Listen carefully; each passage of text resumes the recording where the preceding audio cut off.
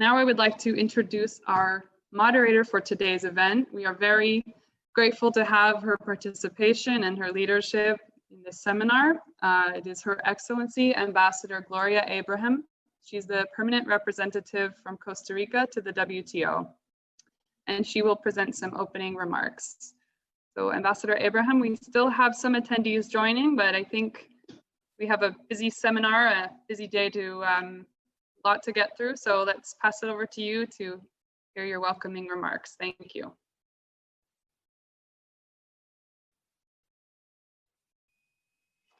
Thank you so much, Elizabeth, and good morning, Excellencies, distinguished panelists, dear friends and colleagues.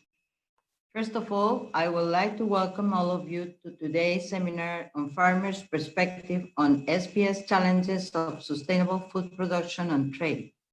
This event is being co-sponsored by the permanent missions to the WTO of Canada, Colombia, Costa Rica, Ecuador, Guatemala, Paraguay, and the United States. For Costa Rica, the subject of today's seminar is of the greatest importance. Agriculture is at the heart of our national identity, and international trade has shaped our interactions with the rest of the world since our first days as an independent country, almost 200 years ago. As a net exporter of tropical products, we have always struggled with many phytosanitary challenges, and still, we have managed to create a competitive, socially, and environmentally responsible agricultural production system, one that plays a critical role in our poverty eradication and rural development strategy. But we are also aware that the world is changing, and consumers and producers are facing new choices and challenges. It is our job as policymakers to make sure that our domestic environmental, economic, and social objectives work in tandem towards global food security, and that any SPS regulation that could have an impact on food production and trade is based in science and informed by evidence. We must also remember that there can be no agriculture if there are no farmers, and that our regulatory decisions will have implications for them, even at the smallest scale. You will find today's program is very much in line with these elements. First, we will begin with a presentation by Ms. Beth Bechtold, Deputy Director General of the Food and Agricultural Organizations of the United Nations. She will give us a global perspective on the challenges and opportunities for the agricultural sector in the 21st century. This will be followed immediately with a discussion of the recent release report, Global Economic Impact of Missing and Low Pesticides Maximum Residue Levels by the U.S. International Trade Commission, USITC. Afterwards, we will have the unique opportunity to hear from 4 producers coming from Costa Rica, Italy, Kenya, and Vietnam about the complexities of producing and exporting in an efficiently, safely, and sustainably way, while dealing with the stronger pest and diseases pressures, evolving plant protection products, and consumers' preferences. We also honored to have His Excellency Santiago Bertoni, Minister of Agriculture of Paraguay, that will provide the closing remarks for today's seminar. Moving to the first part of the program, I have the honor to introduce Ms. Beth Bechtold, Deputy Director General of the FAO, which will give us a presentation on the challenges and opportunities facing agriculture in the 21st century. Among its many responsibilities at FAO, DDG Bechtold leads programs in the area of plant production and protection and oversees FAO's main technical advisory committee on agriculture, the Committee on Agriculture, as well as the International Plant Protection Convention Secretariat. DDG Bechtold, thank you very much for being with us today. Please, the floor is yours. Thank you very much, Ambassador, and thank you to colleagues at the WTO for the kind invitation to be a part of this very important session on SPS-related matters. I am honored to also be able to provide some thoughts on the challenges and opportunities facing agriculture in the 21st century. I think it's safe to say that as we think about challenges and opportunities both for agriculture in this time ahead of us, we must always start with a conversation around population. Growing population means a greater need for food. This is a big challenge for areas with high rates of food insecurity like Africa. While population growth drives the demand for and trade of food in terms of volume, demographic changes affect its composition. Population growth is associated with increasing trade across countries. If the pace of this growth differs between regions, trade will likely move food from regions where population growth is slower to regions where it is relatively faster. As shown in the upper figure on this slide, long-term population trends exhibit strong growth in Asia. Although that growth has started slowing down, the population is projected to peak at 5.3 billion people in 2050. The population in Africa is projected to continue growing strongly up to 2.5 billion in that time period, posing significant challenges for agriculture. And populations in Latin America, and the Caribbean, North America, and Oceania are projected to grow more slowly, while those in Europe are likely to contract. Then there is urbanization. It is associated with considerable changes in lifestyle and is a key driver of changes in consumption patterns and the transformation of food systems. As societies become urbanized and consumers live farther away from where primary agricultural production takes place, the demand for food that can be easily stored and transported strengthens, which in turn gives rise to increased food processing. Urban consumers also tend to have relatively higher incomes, which strengthens demand for a wider variety of foods. Their lifestyles allow less time for food preparation, which results in higher consumption of processed foods and more frequent meals away from home. While North America, Latin America, and the Caribbean, and Europe and Central Asia already have highly urbanized populations, urbanization rates between 1995 and 2018 grew fastest in the East Asia and Pacific regions.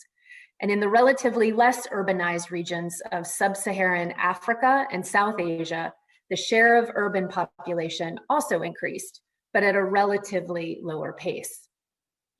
Next is climate change. It is expected to have an uneven impact on agriculture across countries and regions.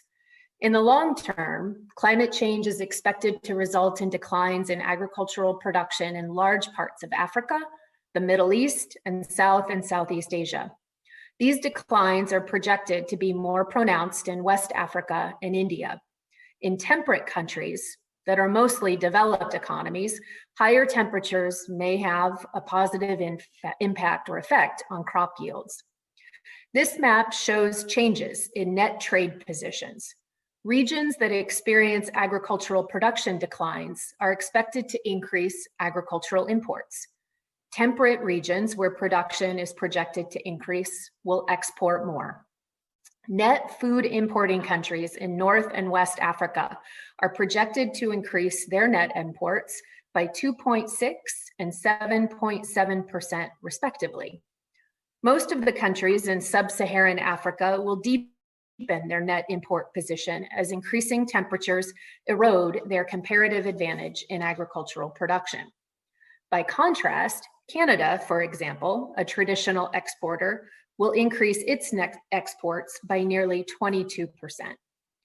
Trade has an adaptive role in ensuring food security, but this may imply that poorer net food importing countries may also face balance of payments challenges to meet their food import bills. Countries where agriculture accounts for a large share of GDP and employment are also particularly vulnerable. And now we have COVID-19. In such a short period of time, it has affected every one of us around the world. The current pandemic and economic crisis are developing in a period where the number of acutely food insecure people around the world has grown over the past 4 years. The economic slowdowns in developing countries, in particular, and the subsequent decrease in disposable household incomes is expected to lead them to a significant reduction in demand for agricultural commodities. Using 3 different scenarios, bad, worse, and worst, it is estimated that the COVID-19 pandemic could lead to an additional 83 to 132 million people being undernourished around the world, depending on economic growth forecasts in 2020 and 2021. Reduction in GDP worldwide as a result of the pandemic will also pull fiscal revenues down. This is particularly relevant for those weaker economies that will not have the possibility to continue consumer and producer support measures without external assistance. Furthermore, and depending on their economic strength, high import dependent countries with little opportunity to substitute food with regional or local production will be particularly hit. This will be especially relevant for the small island developing states, where inbound tourism accounts for more than 60% of their GDP.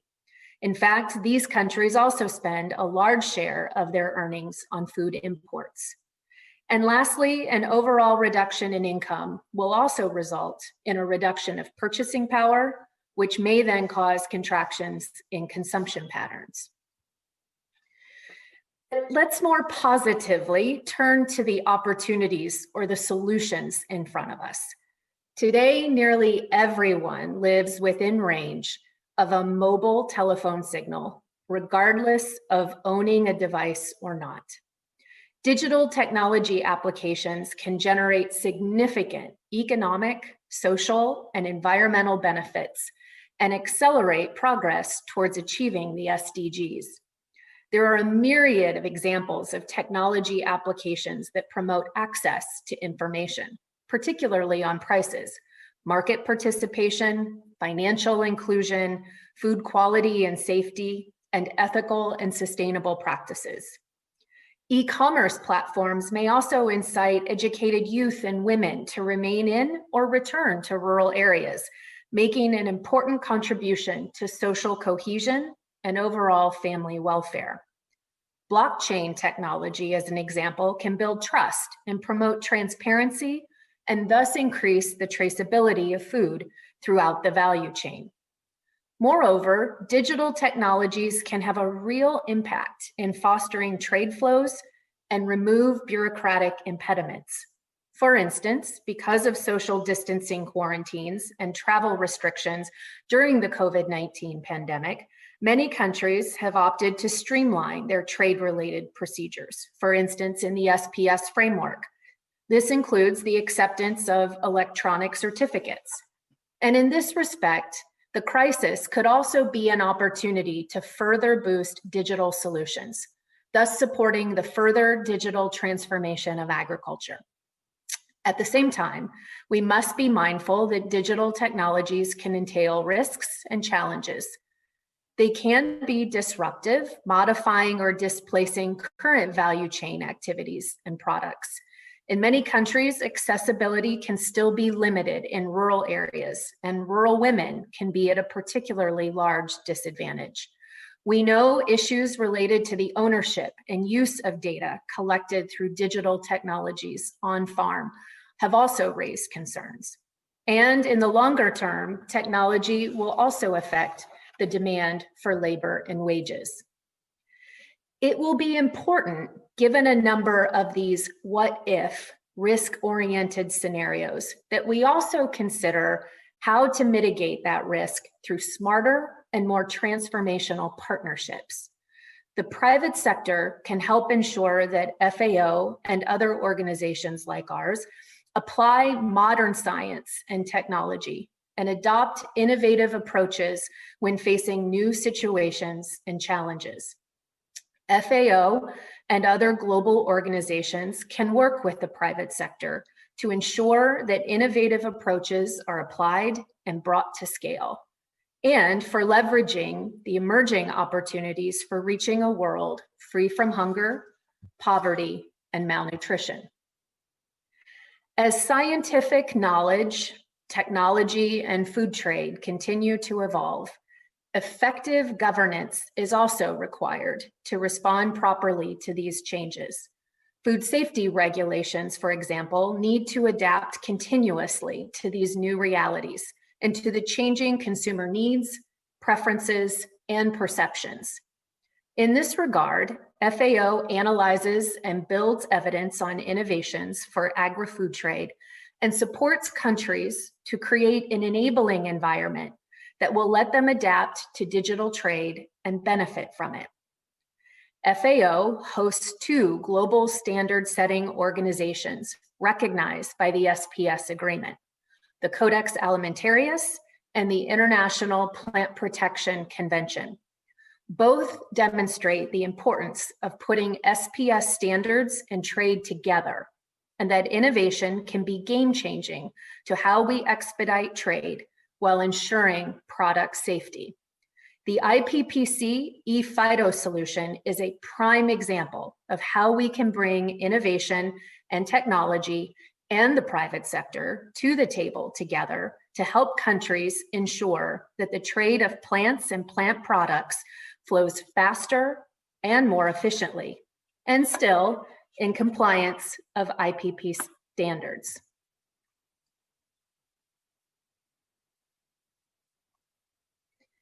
Our food and agriculture systems are facing many challenges that result from multiple factors, from population growth and demographic changes to climate change, increasing hunger and all forms of malnutrition, to natural resource degradation and increasing inequalities.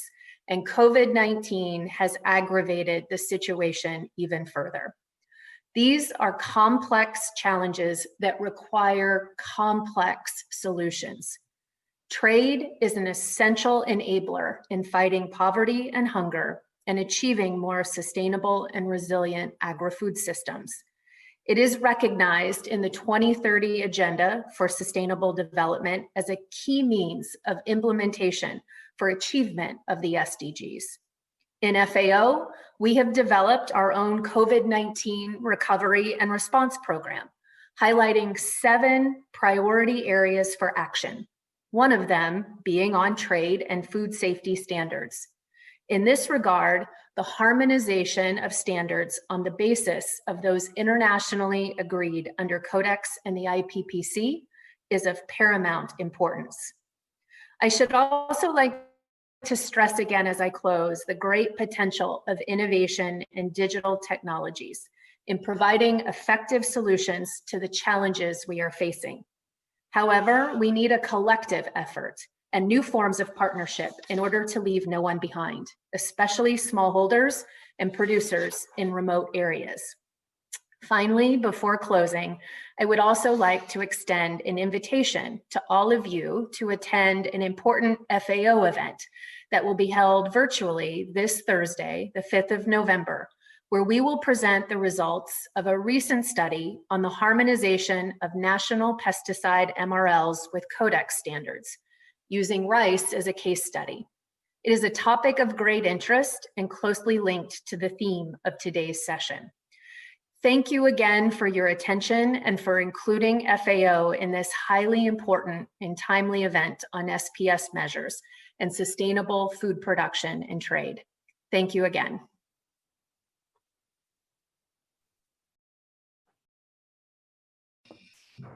Thank you very much for your excellent presentation. We are grateful for the role that the FAO plays in helping our countries to achieve food security.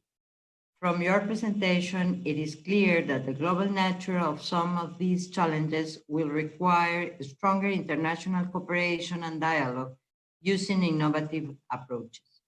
We need to increase agricultural productivity We want to meet the increasing demand while at the same time create food systems that are more efficient, inclusive and resilient to climate change, and to prevent transboundary and emerging agricultural and food systems threats. But we have the right tools today?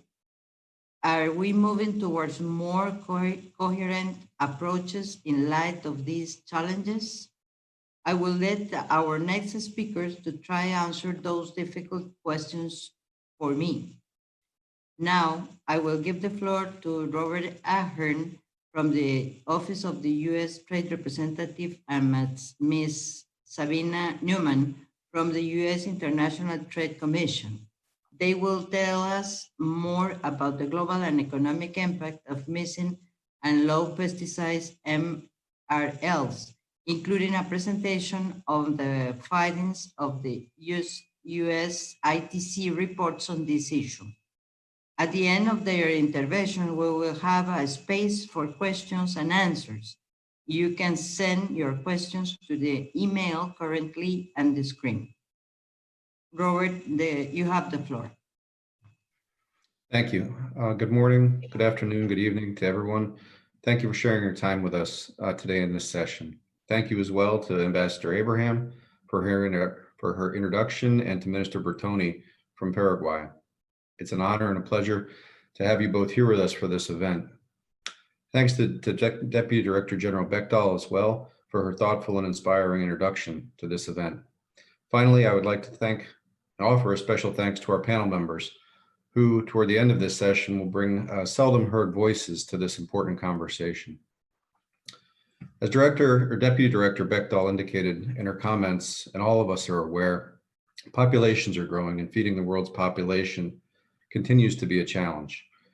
In addition to basic food needs, consumers continue to value access to a variety of products and enjoy year-round access to many products that historically were unavailable. These factors present economic opportunities for farmers around the world. However, extreme climate events and pest outbreaks pose both risks and challenges to farmers. As my colleague from FAO indicated in her opening remarks, farmers need modern tools and technologies to feed the growing global population. Farmers are the original ecologists, and as stewards of the land, farmers bear an enormous responsibility to care for our natural resources while feeding the world. As I mentioned earlier, I'm pleased that we will hear directly from farmers during this session, as there's their voices we need to listen to so that we can develop and safeguard access to the tools and technologies they need to produce our food safely, responsibly, and sustainably.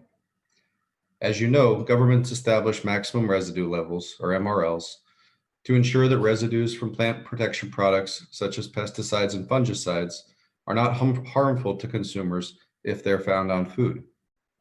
The process for establishing MRLs also considers good agricultural practices in the application of those products, those plant protection products, which helps maintain their efficacy for farmers and promote their responsible use. Farmers often try to use a variety of plant protection products because relying on one product alone can lead to the development of resistance by pests to that product and render it useless.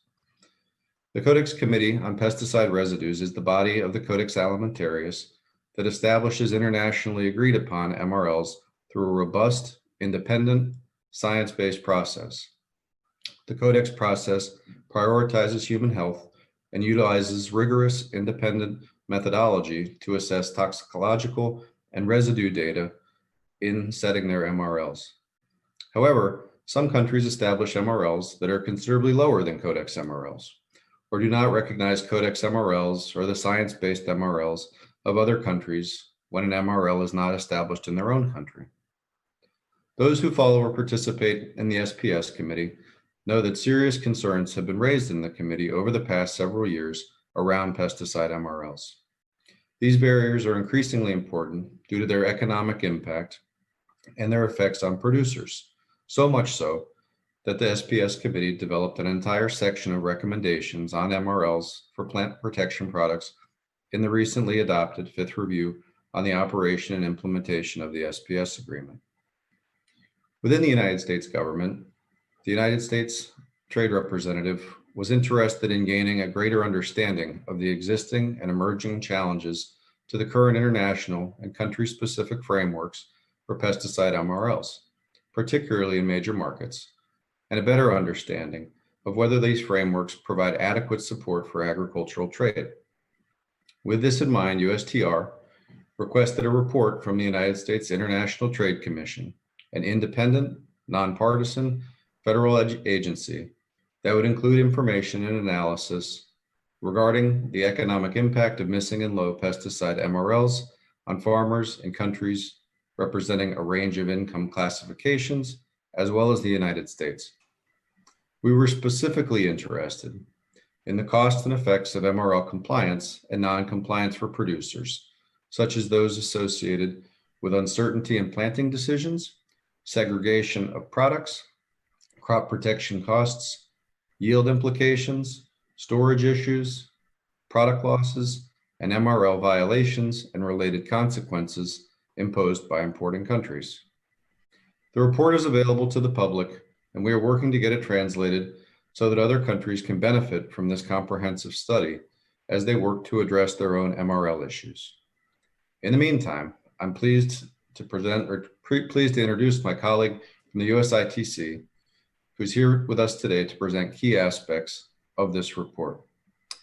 It's important to recognize that we do not see this report as an end, but as a tool to continue and deepen the global conversation around MRLs, including discussions within the SPS committee. I hope you enjoy the presentation. Thank you.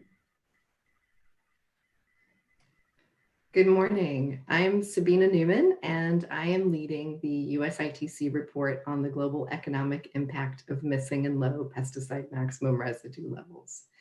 As Rob mentioned, USTR asked us to address an extensive number of topics in a report that was just published this summer. Given that the report is over 300 pages long, I will only be touching on some of the highlights of that today. Slide 2, please. So as Rob mentioned, the USITC is a federal, independent, nonpartisan, quasi-judicial federal agency, and our role is to provide policymakers with information such as what is contained in this report. The USITC is not a policymaking body, nor does it play an advocacy role. So I am pleased to be here today to present the contents of the report, but please do know that I'm not able to opine on policy implications that extend beyond the scope of the report itself. As Rob mentioned, it is publicly available and can be downloaded from our website. So to the right on this slide, you can see a snapshot where you can find it on our website. To understand our work, it may be helpful for you to know that as a part of these 332 fact-finding investigations, the USITC held a public hearing in Washington, D.C. last October, interviewed a variety of stakeholders in the United States and overseas, and traveled to a number of regions around the world to conduct fieldwork, the results of which are included in the case studies found in this report. Next slide, please. This morning, I'll start with a brief overview of the report and then shortly summarize the introductory chapters. I'll also go over some of the highlights of the chapters dedicated to the MRL practices of major US export markets and the main challenges associated with MRLs. The last portion will be a look at the global case studies that illustrate how growers, processors, and other stakeholders in the agricultural supply chain are impacted by MRLs. So in broad terms, the report highlights that while Codex MRLs are very important for a large number of countries, countries are increasingly establishing their own positive lists and the regulatory environments for evaluating pesticides and setting MRLs. The report highlights the connection between active substance registration and renewal policies and the availability of MRLs. And it describes how the complexity and cost of establishing and complying with MRLs impacts growers. In addition, it shows how the divergence in MRL policies and divergence in MRL levels, especially when MRLs are missing or low, can translate into market impacts that cascade through the supply chain. The case studies in this first volume of the report illustrate how countries at different levels of income development and farmers in those countries have had to adjust production practices in response to changes in MRLs or risk losing market access. It also shows the specific costs and effects of compliance and non-compliance, as Rob said, with MRL policies on various stakeholders. To complement the work in this volume, we are also currently preparing a second volume of the report, and that will include similar types of studies, but from the perspective of US producers. That report will be available to the public sometime in early 2021. Next slide, please. So the first volume is divided into 6 chapters. The first chapter primarily looks at these 2 elements and talks about the role pesticides and MRLs play in agricultural production, trade, and food safety for consumers. It notes the role that pesticides play in improving yields, contributing to sustainable farming practices, and preventing post-harvest food loss. We also include a number of examples of how MRLs can be considered missing or low, noting that this may be particularly problematic for farmers exporting specialty crops, which have fewer existing MRLs to begin with, as well as producers in tropical countries who face high and evolving pest and disease pressure. Next slide. In the second chapter, which covers these elements of USTR's request, we include a broad overview of the processes that are taken to evaluate and set MRLs. And we note that establishing MRLs is complicated and expensive. And that's partly because it involves assessing both risk and hazard, which require collecting and evaluating large amounts of data. The report also explores different policy approaches to setting MRLs, including the use of hazard and risk assessments. It describes the processes used in Codex for setting MRLs and summarizes other international efforts to harmonize MRLs and promote the use of lower risk pesticides. Next. We hope that chapter 3 is a useful reference. In this chapter, we provide very detailed information for each of these elements by market. Next slide. We include information for several major US agricultural export markets that are listed here on the right. Each of these establish and maintain their own positive lists. And in the figure to the right, you can also see in blue US exports of the crop products that are highlighted in this report, namely fruits, vegetables, nuts, and some processed foods. Next slide, please. For each market, the report includes an overview summary trade section and then systematically identifies the processes for registering an active substance, securing an MRL or import tolerance, and default MRLs. It also covers MRL enforcement practices in detail, including the processes for addressing non-compliant imported products. Each section concludes with a summary of any important regulatory developments or trade facilitative processes. And one thing I want to note is that each of these systems is complex, but none are either identical or harmonized. And this increased fragmentation is important because applications to register active substances and establish MRLs typically require the submission of multiple years' worth of data and are costly to compile. So small differences in risk assessment processes between individual markets can significantly increase the overall costs for multiple applications. And regulators looking at the same application data can still draw different conclusions about an active substance and/or the MRL. So with that, next slide, please. Let's briefly look at some examples of features that have been frequently highlighted during our research.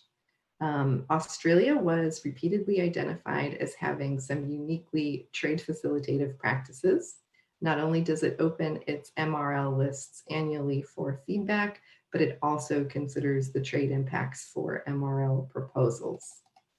The current review of registrations in Europe has elevated the importance of the EU process for a number of producing and exporting countries. particularly in respect to the status of MRLs and import tolerances for pesticides that may not be renewed. China's current MRL system is relatively new and growing. However, there are some concerns about the uncertainty of the import tolerance application process. And finally, recently transitioning to a positive list system, South Korea conducted extensive outreach to industry and was noted for incorporating some Codex MRLs into its domestic regulations. Next slide, please. So throughout the report, we demonstrate that MRLs affect trade in a number of ways, and many of these challenges and concerns are outlined in Chapter 4, where we broadly group them into these 4 categories that I'll be going over today. Next slide. While the impacts of low and missing MRLs are felt by farmers and exporters primarily, the challenges in getting MRLs are largely borne by registrants. So in the report and here, we'll start with the challenges of registering and renewing an active substance. And here in the report is also where we highlight the high cost of just simply bringing a pesticide to market, which takes a lot of time and money. So a broad set of challenges here relate to the complex and costly data requirements, and we discuss some of the testing and data collection requirements, including metabolites, which highlight the increasing scrutiny of data and challenges associated with how different regulations and processes are implemented, particularly in the European Union. We also flag how the need to conduct crop field trials demonstrates the complexity and expense of the process, because differences across markets in these requirements do add up. In terms of getting minor crops and generic pesticides, this is another topic that we cover in the report, where we note that the cost of getting MRLs for these generics and minor crops are not significantly lower than they are for newer pesticides and bigger row crops, but there is less economic incentive to apply or renew, so growers may lose these MRLs. The case studies illustrate how this can have a significant impact for farmers, especially those in lower income countries. We also flag that for registrants in particular, another broad set of challenges are unclear regulations and the lack of predictability. And there is discussion in Chapter 4 about the EU's cutoff criteria in this regard and its application of guidance documents. Finally, the inability to secure import tolerances is a trade disruptive issue and one that applies to a number of markets, including Brazil and China. Next slide, please. In terms of challenges in the agricultural supply chain, both in Chapter 4 and in the case studies, we look at what happens when MRL policies vary and when MRLs change. So the case studies show how growers could be forced to accept yield losses, to ship products with defects in quality, to cease exporting to a market, or possibly mitigate losses through the use of either less effective or more labor-intensive pesticide alternatives if they cannot use certain key pesticides. And I guess when MRLs vary across markets, we find that farmers either have to segregate their crop by market or grow to the lowest MRL, which increases costs and may negatively impact yields. In order to prevent losing market access, some growers take on costly segregation practices. But for commodity crops where segregation is impossible because these crops are bulked and blended, growers may have to farm to the lowest MRLs.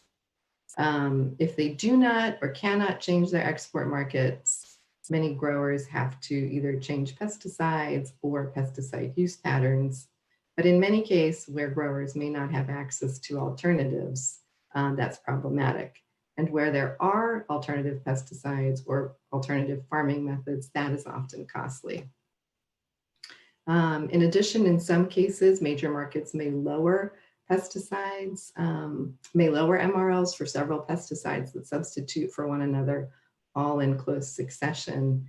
And that lack of alternatives that can be used in rotation increases the risk of pest resistance. And so we also highlight that. Next slide, please. Here we also highlight some of the costs of compliance and non-compliance and look at the costs of pre-export testing and the costs of monitoring changing MRL policies. Those are things often borne by growers, but they may also require government support.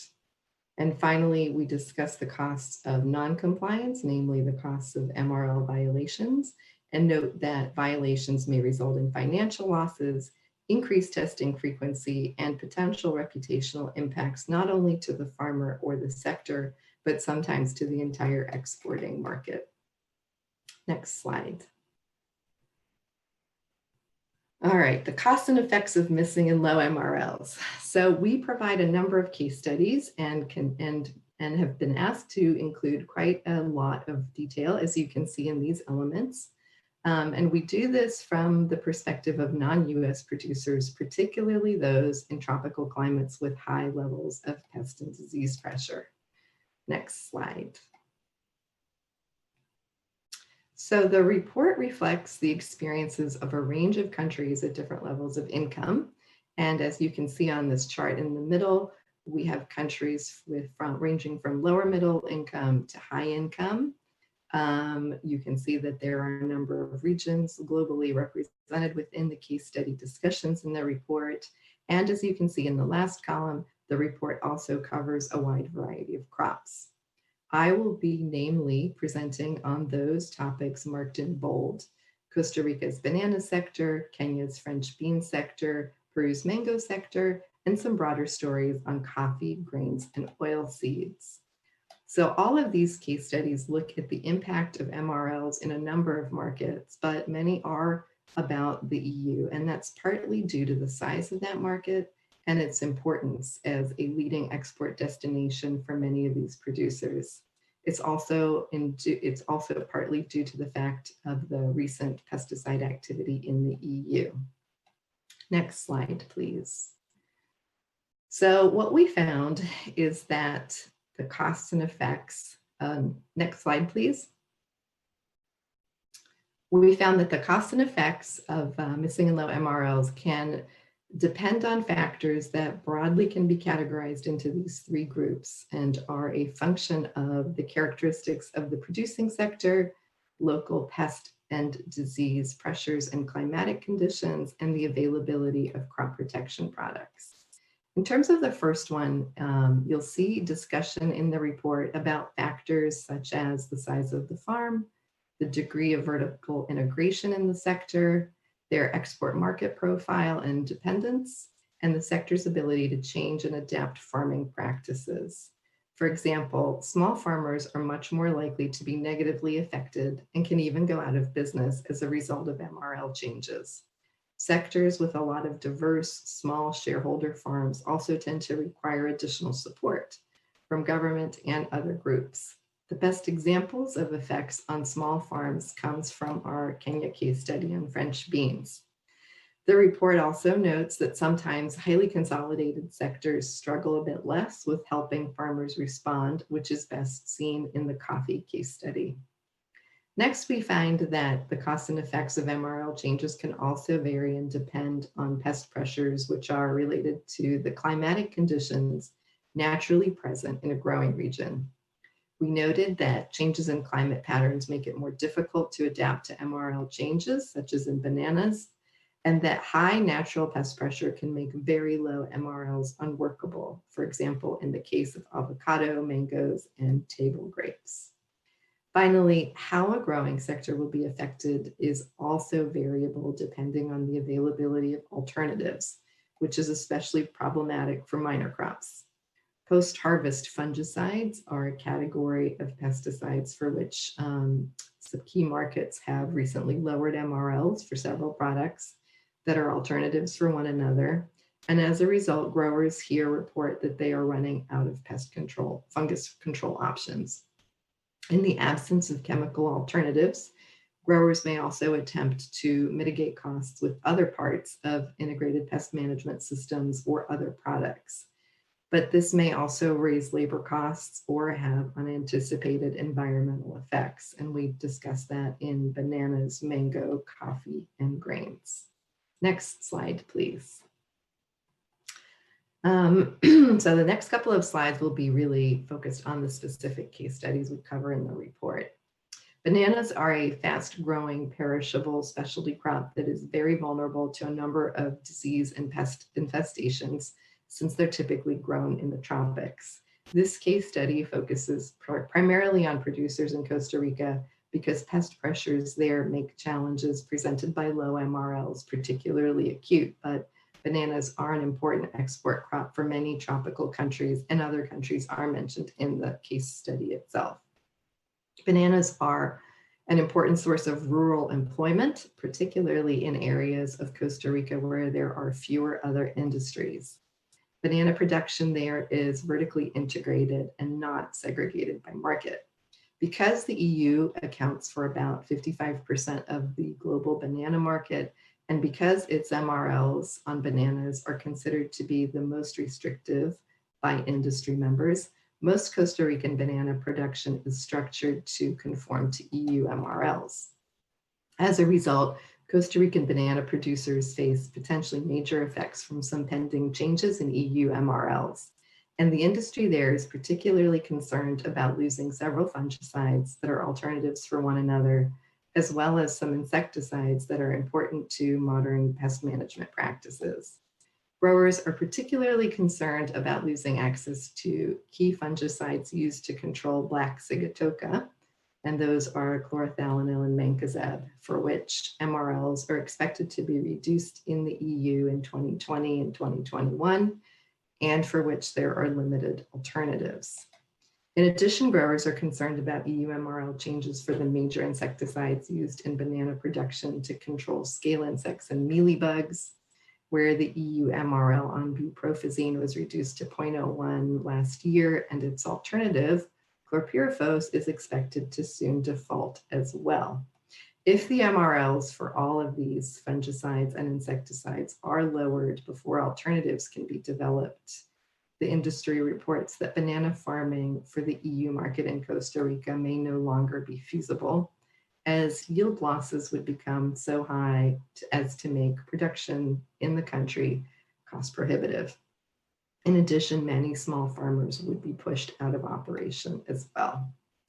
Next slide, please. Kenya is our next case study. Kenya is a lower middle income economy, and agricultural exports are very important to Kenya as they make up the largest single export category. French beans in particular are a key export crop for Kenya, as well as for several other African countries, including Morocco. Around 60% of the French beans in Kenya are grown by smallholder farmers, like the one you can see here in the photo. Kenya is seeing stronger pest pressures tied to climate effects and increasing numbers of invasive species. But at the same time, farmers there have a very limited number of pest management products available for use on beans. Because about 90% of Kenya's French beans are exported to the EU, one of the things we found is that when the EU lowers an MRL or doesn't renew one, Kenya will limit pesticide access. For example, farmers lost access to a broad spectrum insecticide used to control thrips and other pests on beans after the EU banned the product in the EU and an import tolerance request was rejected. The product registration for that pesticide, for that insecticide, was then subsequently removed in Kenya. The consequences of MRL violations are so severe that farmers there actually also cope by using longer pre-harvest intervals than required. So instead of using an insecticide one day before harvest, they'll stop using it several days before harvest. That reduces their yields, and it also reduces the volume of export quality unblemished beans that they can sell. MRL violations can trigger very high costs, and we found that to be true after Kenyan French beans from a number of suppliers were temporarily banned from the EU in 2013. This ban cost some of these smallholder farmers up to $1,000 each, which is more than the annual income of the average smallholder farm. As a result of market disruptions, a number of exporters went out of business following that violation, and some growers are reportedly now switching to other crops, such as avocados and berries, and moving away from French bean production altogether. On a positive note, the MRL violations did result in some benefits to the Kenyan industry, including a stronger Kenyan regulatory system and some additional capacity, as well as more farmer training. Next slide, please. Our next case study talks about coffee, and it talks about coffee from the perspective of a number of countries. Coffee is grown in tropical regions worldwide, and since it is a very valuable export crop, growers have to comply with a variety of global MRLs. Unlike other minor crops, however, coffee from multiple producers is typically blended and sold in bulk, so that makes MRL compliance particularly complicated for this product. This case study examines the cost of non-compliance with low MRLs in Japan, which is a premium coffee market. After a recent violation, shipments from Kenya had to be rerouted from Japan to the EU, where the coffee did meet the EU's MRL requirements. So while that's good news, the exporters had to bear a threefold burden. They had to pay the additional freight costs to redirect the shipments from Japan to the EU. They received a lower price for the coffee that was ultimately diverted to the EU market, and they paid a higher price for replacement coffee in Japan because in the meantime, prices at auction had risen. Exporters in Colombia and Jamaica, which is very highly dependent on Japan for its exports, also experienced the costs of complying with Japan's coffee MRLs and generally agreed that meeting those low MRLs require extensive pre-export testing, which can be costly, can require government support, and they note that there is a lot of risk of cross-contamination when coffee from many farms is combined into one lot, preventing traceability back to the source of the violation. Next slide. I'm going to touch just briefly on another case study we did on another tropical crop, mangoes. And this case study focuses primarily on producers in Peru, where mangoes are grown by both large vertically integrated exporters who can segregate production, but also by small independent farms. Segregation, such as what the large vertical growers can do, raises operational costs. So that's not an option for all growers, especially given the amount of post-harvest pest pressures. Growers in Peru really need access to a number of plant protection products. And to supplement their experience, the mango case study draws on the experience of growers in Brazil, where there is also concern that lowering the EU MRL for key fungicides could have a significant impact on Brazilian mango production, because mangoes are grown near the Amazon and are very susceptible to fungal outbreaks. Without post-harvest treatment, shelf life is shorter than the time it takes to ship the mangoes to the EU. So one costly alternative that Brazilian growers have been exploring is to transport produce by air. In West African countries such as Cote d'Ivoire, growers are similarly concerned that they will run out of options for post-harvest fungicides, especially given future reductions of the EU MRL for prochloraz, which had been an alternative to iprodione, a fungicide that they had lost access to in Cote d'Ivoire after the EU did not renew that registration a few years ago. Although the industry did work with a registrant and got a new substance registered in Cote d'Ivoire, this was barely completed in time for growers to have an available post-harvest fungicide during the 2020 season, and highlights the importance of timing in getting more crop protection tools into the hands of farmers. Next slide. Finally, we look very briefly at some of the future challenges that we explore at the end of the report, including some possible impacts of changing MRL policies on growers of grain and oilseed crops such as corns, soybeans, wheat, and a little bit on rice. And this is from the perspective of Argentina, Brazil, and the United States.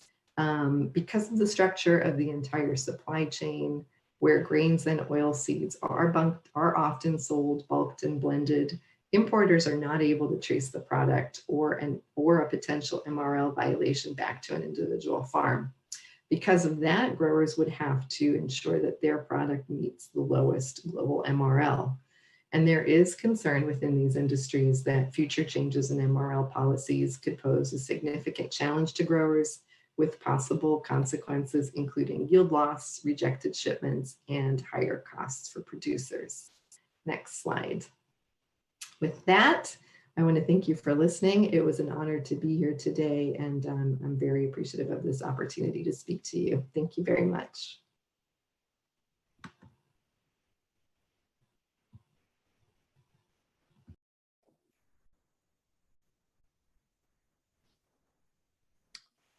Thanks very much, Sabina. I thought that was a great presentation, but as you said, it's a 350-page report, and so it is quite it's difficult to put that into a short presentation, but you did a great job. I just wanted to share, I think we have a few minutes for questions, but I just wanted to share that I actually learned this morning right before this presentation that the executive summary and chapter 5, the case studies that Sabina mentioned, are already available in Spanish and French. And I guess we can work with the organizers to share a link to those documents. And as well, the United States Department of Agriculture developed a short summary document that we can also distribute after this meeting. So with that, I'll hand it back over to Ambassador Abraham.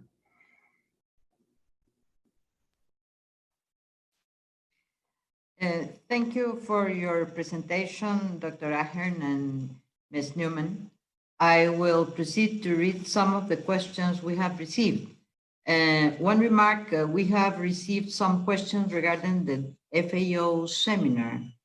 The Secretariat of WTO just shared the registration link in the Q&A section. Well, I have one question for Ms. Newman and Dr. Ahern.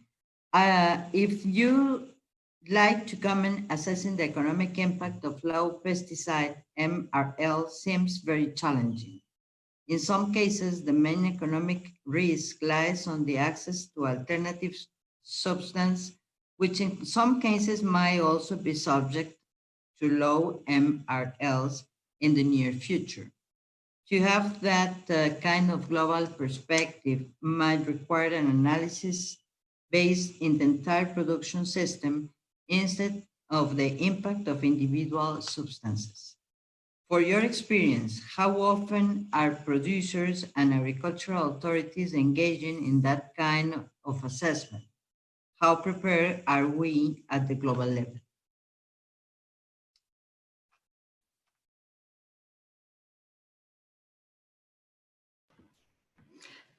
So I think that will vary. And one thing I do want to note is that in the second volume of the report that we will be putting out in early 2021, one of the other things that USTR asked us to do was to conduct a modeling analysis of the quantitative and qualitative impacts on production, farmer income, prices, and exports on the effects of missing and low MRLs.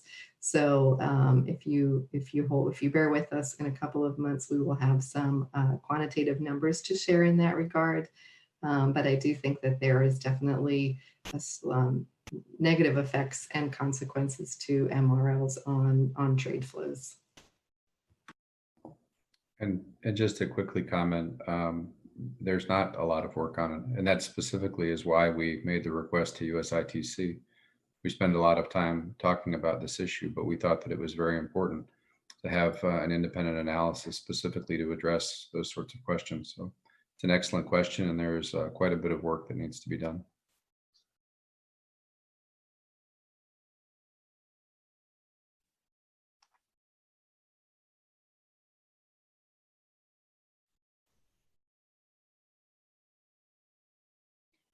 Thanks once again, Dr. Ahern and Ms. Newman, for their excellent presentation.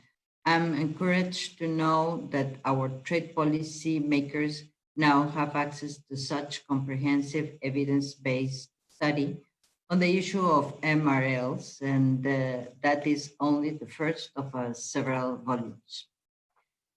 On the other hand, I gather a message of strong concern regarding the impact of MRL's regulations on global trade and production, especially for tropical countries.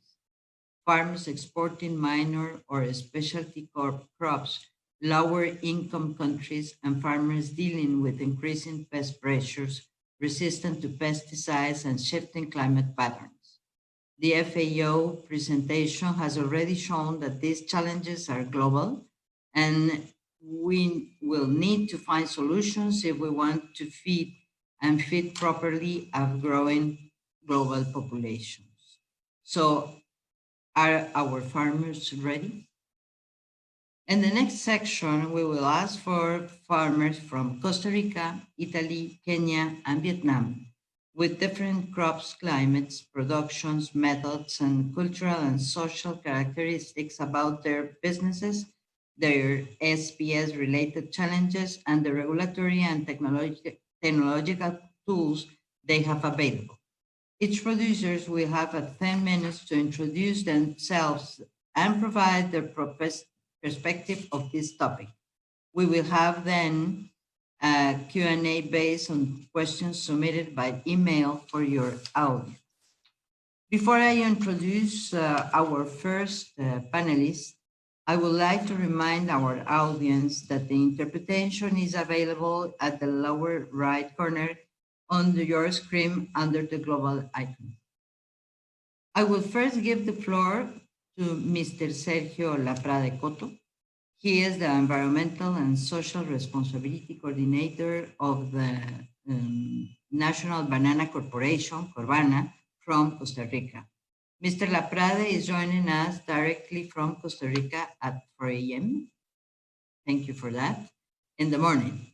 Mr. Laprade, thank you very much for joining us today, especially given the early hour. I also understand you have prepared a presentation, so please, the floor is yours.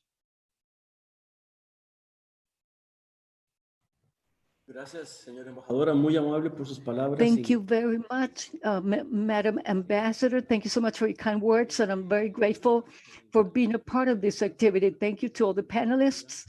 Thank you for having included us in this activity. I want to make a special recognition to the team of Foreign Trade Ministry who has been following on this issue for more than a year, and that's made it a reality nowadays. I prepared a presentation together with our industry. Corbana, it's a legal entity which is recognized as a corporation.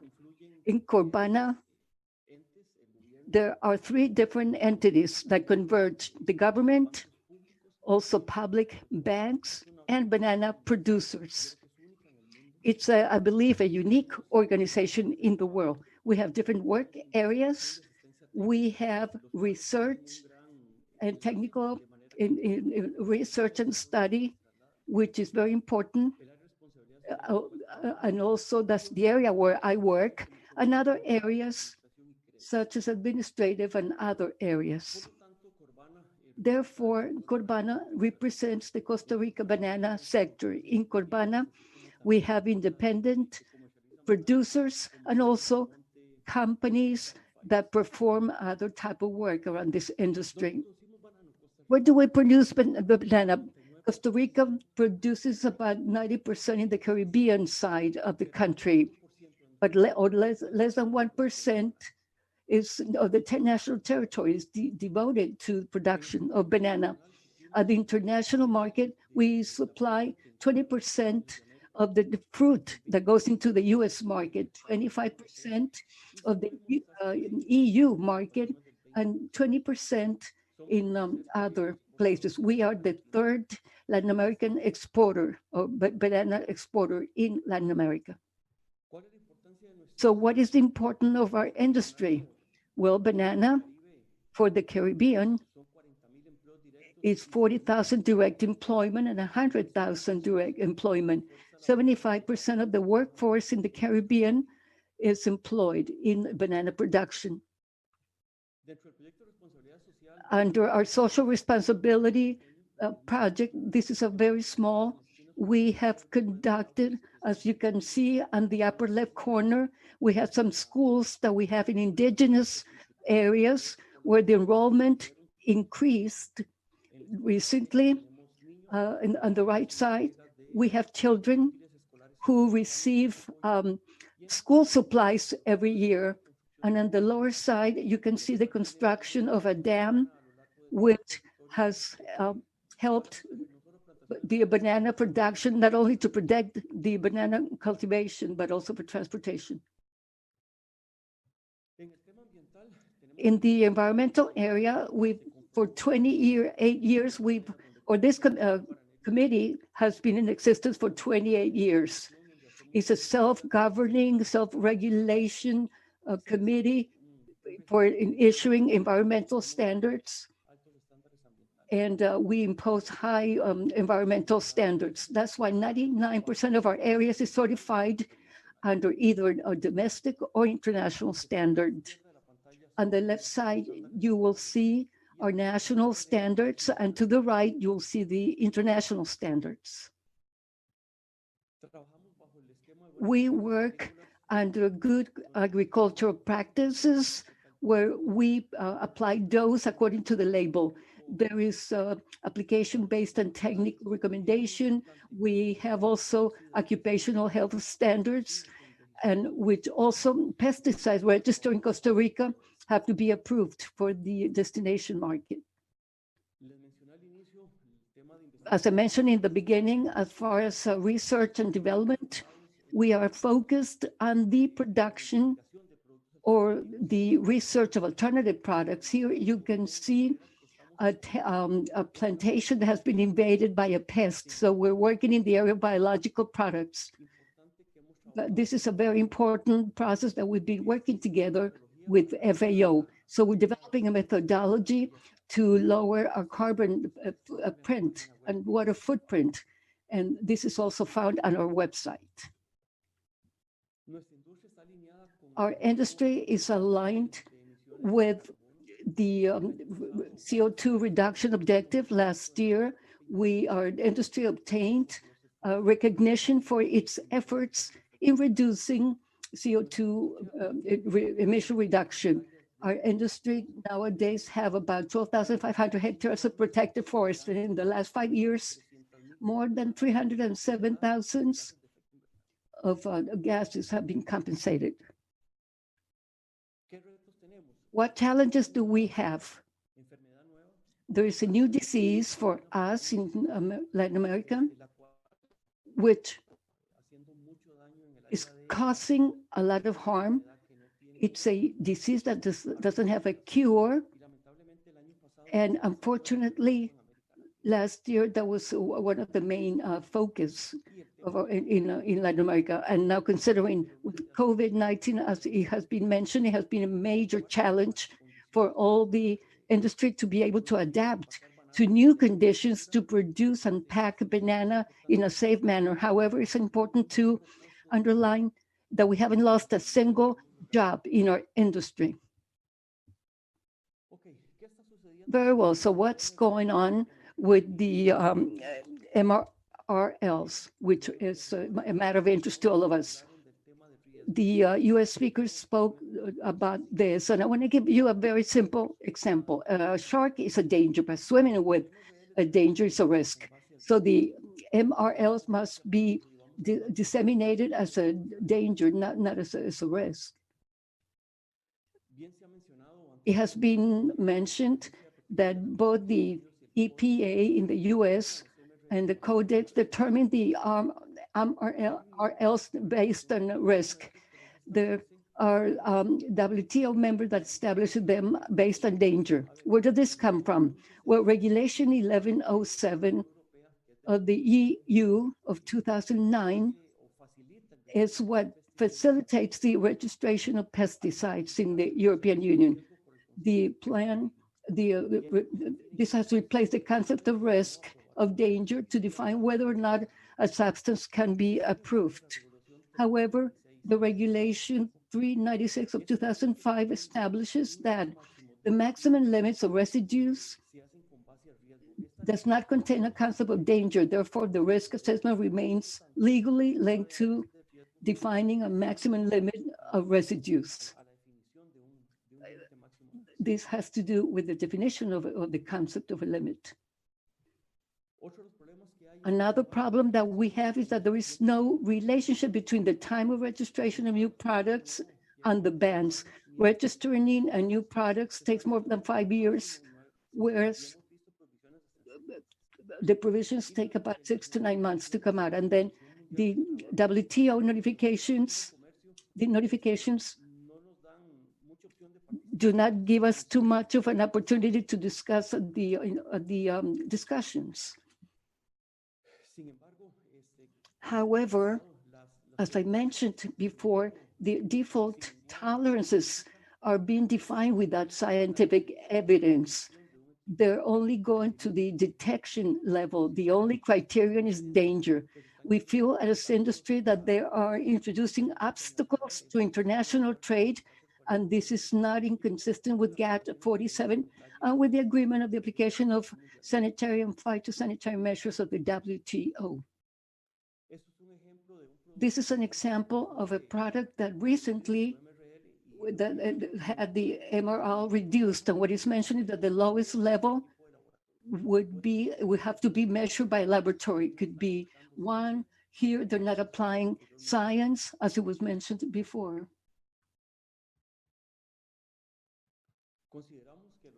We feel that MRLs must be used based on codex. National governments must ensure that we can all eat safe and nutritious food at the same time, and authorities must manage safety risks. And we feel that countries should abide international standards that are set by the Codex Alimentarius Commission. Now, in order to bring this to a conclusion, what are the impacts to the production? And in the case of banana production, but I agree with what has been said for other crops. And here I'm talking about Costa Rica and in Latin America in general.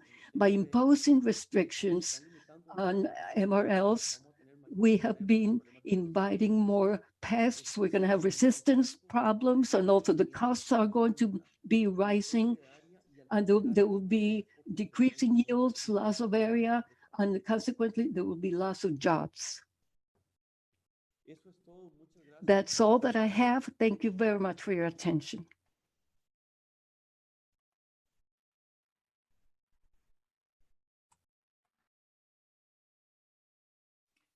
Muchas gracias, Sergio, por tu buena presentación. Thank you very much, Sergio, for your good presentation, very illustrative for all of us. There is a question about the importance of codex. I think Mr. Laprade already answered this question. And I have another question for you. Bananas are a very well-known tropical product and can be found in many countries around the world, both for domestic consumption and export. How similar do you think is your situation in terms of challenges to those that other bananas producing countries are facing right now?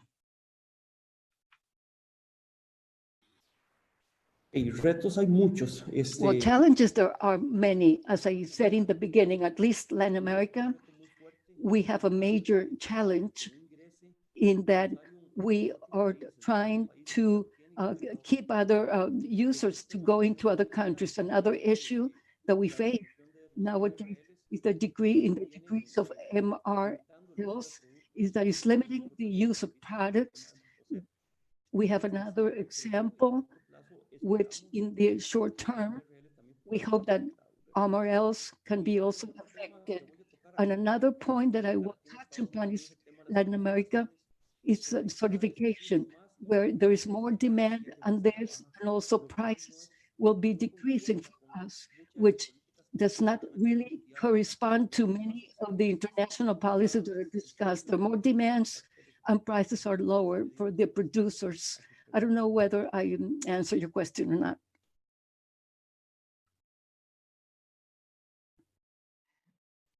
Thank you, Sergio, for your presentation and your answer. And now I would like to give the floor to Ms. Deborah Piovan from Italy. She is a farmer and the president of the National Federation of Oil and Protein Crops on Conafrigocultura.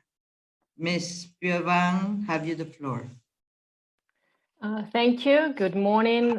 Thank you for the invitation. Yes, I am a farmer, first of all, and I run together with my sisters. I run a farm in Northern Europe, Northern Italy. Let me show you a few pictures of our farm so that I can give you an idea what it is like. There. Yes, so our family has been farming this land for more than 50 years now. We grow wheat, corn, soybeans, sugar beets, and walnuts for fruit production. And with the exception of walnut, all these crops are very typical of the area. And this, you see wheat here. And I want to show you this last picture of the farm. And it's an air view, and as you can see, it is surrounded by water. We must be very sensitive to the issue because environmental concern is, as you well know, something that guides every decision in Europe. Now, my task here is to try and give you an idea what it means to be a farmer in Europe today. It means, first of all, to be facing several serious challenges as are our colleagues farming in non-European countries. And I'll name a few. We are facing climate change. We see the consequences in our farms. We are having longer and more frequent droughts. We see violent rainfalls recurring more often than what historically observed. We have more warm days and nights per year and less below 0 days per year. And all this has an influence, both on crops and on insects and diseases. The Mediterranean is becoming a dry, arid area with some new desertification situations. The seas goes up the rivers and during dry periods, and this is going to happen more often as the levels of the seas rise. This means less irrigation water, to say the least. Also, the world population is growing, so we have to produce more with less land, less water, less inputs in general. We farmers and our farmers' unions, but the whole food chain, I would say, are following with great concern the discussions over the new Green Deal and in particular the Farm to Fork strategy that are being held by the European Commission. Briefly, what it is trying to accomplish is a reduction in the use of agrochemicals by 50%, of fertilizers by 20%, to push organic farming from the present 7.5% of total European farmland, most of it is organic pasture, to 25%, and to dedicate 10% of the arable land to non-farming use. Now, I think it is a good thing that the Commission is working on a comprehensive vision of farming and agriculture, of the food system and its impact on the environment. But we should ask for ex-ante evaluation of any proposal in order to evaluate the economic consequences and also those on the environment. We should ask for any decision to be firmly based on scientific evidence. And I say this because it seems to me that sometimes these decisions are based instead on ideology, which is not a problem per se, but we don't want goals and means to be mixed up. It could be an approach that tends to hide solutions instead of finding them. As far as plant protection products, as we should call pesticides, are concerned, I can say that European farmers have already gone a long way in making their products and their work safe for consumers and the environment, and in reducing their footprint. I want to stress this because not to acknowledge the great job farmers do in producing safe and affordable food means also to deny the work of the many public agencies that evaluate agrochemicals and their use. Without protection, more than half of our meals would vanish due to pests, fungal diseases, weeds. There is a reason for the FAO, the United Nations, declaring 2020 the International Year of Plant Health. They estimate that about 40% of food crops are lost every year due to poor protection. I find it hard to accept. It's a great waste. In our farm, for example, we find it more and more difficult to control weeds in crops and fungal diseases in walnuts, for example. Many agrochemicals are not available anymore, and it has been mentioned earlier, less agrochemicals means higher likelihood of resistance in weeds or in diseases. Integrated pest management works for some insects, not all, but it is expensive, especially on commodity crops. So our food is safe, but still consumers are being terrified by what I call the marketing of fear, which pays well in the short term, but in the long run. To make an example, we can think of glyphosate, whose recent history is indeed educational. The molecule has been subject to such a defamatory campaign that the result might be that it could be banned in Europe without any scientific evidence of real risk in the current usage conditions. So this is just an example, but there are many.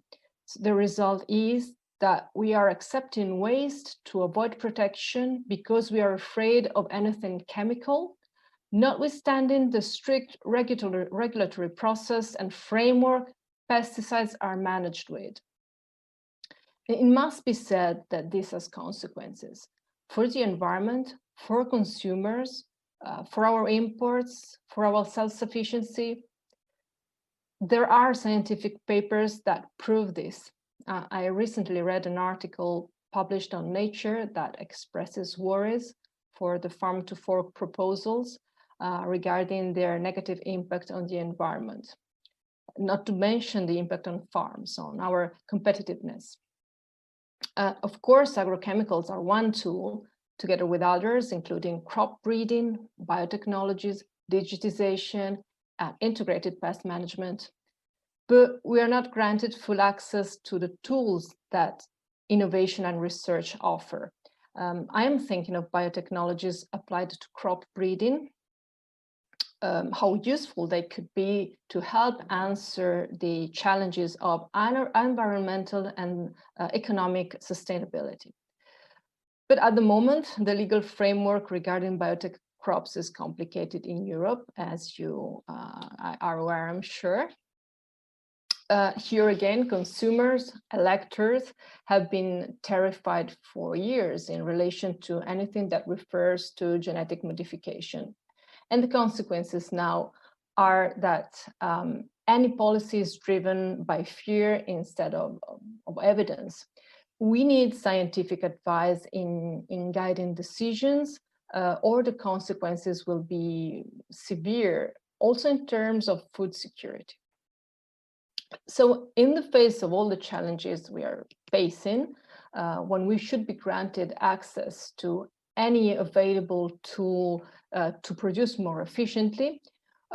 We are instead forced to deal with the problems that arise from not having them, plus the problems of climate change, growing population, sustainability, etc.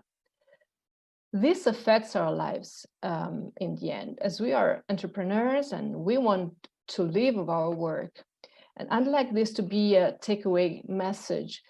You're talking about the lives of farmers who live of their job and already work following a very strict set of rules here in Europe, actually the strictest in the world.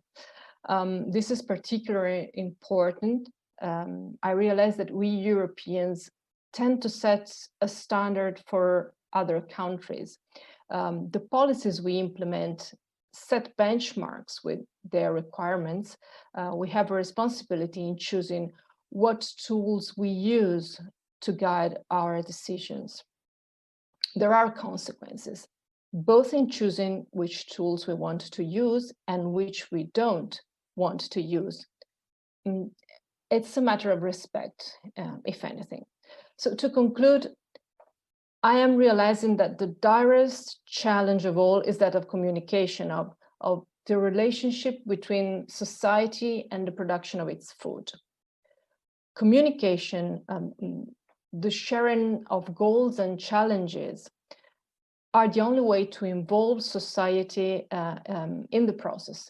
And society must be involved, because without social license, we will not have access to innovation. But one point must be clear: any requirement, any policy, any standard must be based on facts, on science, on evidence. This can give us a sustainable framework in which to work and produce. Thank you.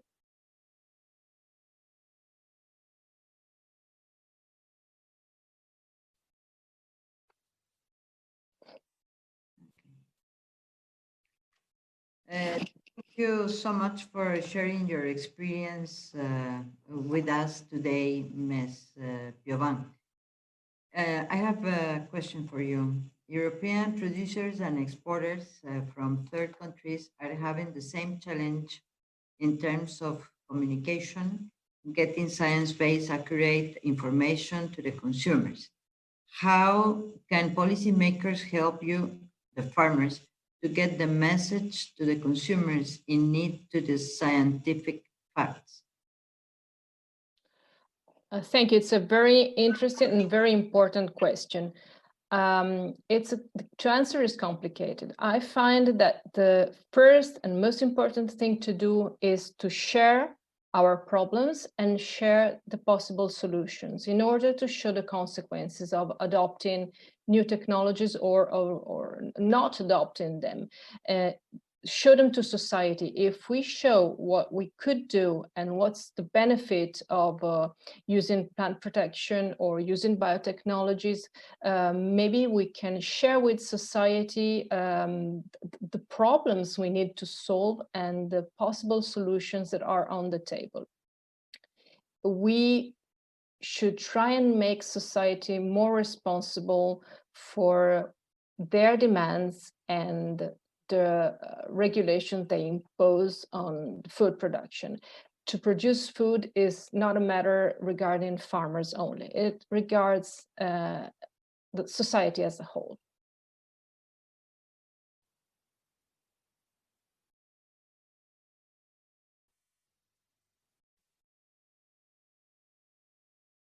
Well, thank you so much, Ms. Piovan. Now, I would like to introduce Mr. Okisejere Ojepat. He's a farmer and the CEO of the Fresh Produce Consortium of Kenya. Mr. Ojepat, you have the floor. Thank you, Ambassador, for your kind introduction and moderation. And allow me, first of all, appreciate the earlier speakers that have spoken before me and the elaborate report that we received from the US team in the study that they did globally about this subject matter. First, I must start by saying Fresh Produce Consortium of Kenya is an association that brings together membership growers and exporters of fresh produce into out of Kenya and into the different parts of the world, the greatest being, biggest market being EU, and that we are in the tropics. And what we're dealing with in the tropics is a complex scenario because our temperatures favor both human habitation and pest habitation. And for this reason, therefore, every day as we enjoy the weather, the pests also enjoy the same weather patterns in this country. In the recent past, just like the report highlighted about our exports, our biggest exports into Europe in terms of fresh produce, edible, is French beans. And we've had a lot of challenges over time, particularly since 2013, because of the changes of the regulation framework within EU. Giving an experience as a farmer and as a coordinator of all other growers and exporting into the EU is becoming a complex situation every day. We are faced by SPS challenges, referencing to a discussion we had last year, July, in WTO in Geneva, where I attended as an observer. I realized this subject needs to be approached in a more sober way, and it must include the private sector, particularly the growers, who are the ones that toil in producing the product, but have to take instructions from the market, sometimes without being consulted and without being guided on how to move. We are currently facing a change of regulation, particularly in the EU, that are changing quite often, very fast, without offering us alternatives of what we need to do, neither having capacity building on the growers on what we need to do to adopt or adjust or fit into the regulatory framework in terms of changes. Whether this is really a scientific decision or whether this is a political decision, this is what we need to really agree. If it's scientific, then it must be a global approach. Looking at what's happening in the US, what's happening in Japan, what's happening in the, because we are right in the equator. We have 12 hours of day, 12 hours of darkness. Our temperatures are between 20 to 30 and sometimes 35 in certain parts of the country. And this is throughout the year. And for that reason, therefore, we become a home of very many pests that are associated to our farming. And our farming systems are basically through smallholders who have to go through a lot of thorough vetting, thorough training, and capacity building over and over again. And we haven't seen this happen. What we're only seeing is the changes of regulation in Europe, and that is being imposed to us. And the transition process is very fast, that we are wondering, are we going to be in business tomorrow? Is this really scientifically guided, or is it political guided? Looking at the MRLs that we are using currently, we're being forced to use EU MRLs. We do not have a harmonized MRLs as a country. And yet all of us know that within at WTO, we have advocated that MRLs be followed, particularly the Codex MRLs. And if every country has to go to its own MRLs, then it becomes very difficult for us to be able to trade. Looking at the world population and from the statistics that we've been given by FAO, we must have a sober approach. We must change the way we are doing things, and we must come together as traders, countries that are trading on commodities, and for us who are producing, that we sit together with the market and let the market really discuss and let us know what has changed and why is it changing so fast. Is it our eating patterns? Is it our farming technologies? Climate change is with us here. Are we working on how to respond to it? And the ever-growing population in the world, how are we going to feed them? And how are we going to be competitive enough when it comes to trading? Because it's not about just trading, it's about the cost of trading. Positioned in Nairobi, where I'm speaking from, our exports into Europe are regular.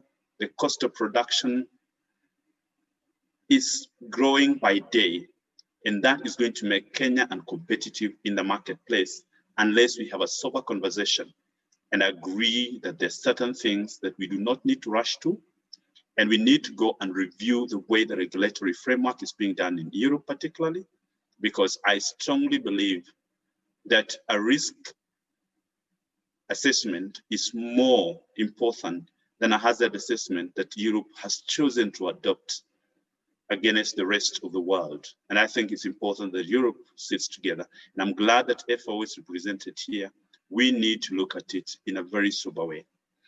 I want to mention something about the challenges that we are going through in terms of knowledge and the capacity building. We will appreciate to feed the world with food, particularly Europe, where we send our French beans. And now our exports for French beans into Europe are becoming smaller by day because farmers are getting tired and they're now moving to other destinations and they're looking at other crops.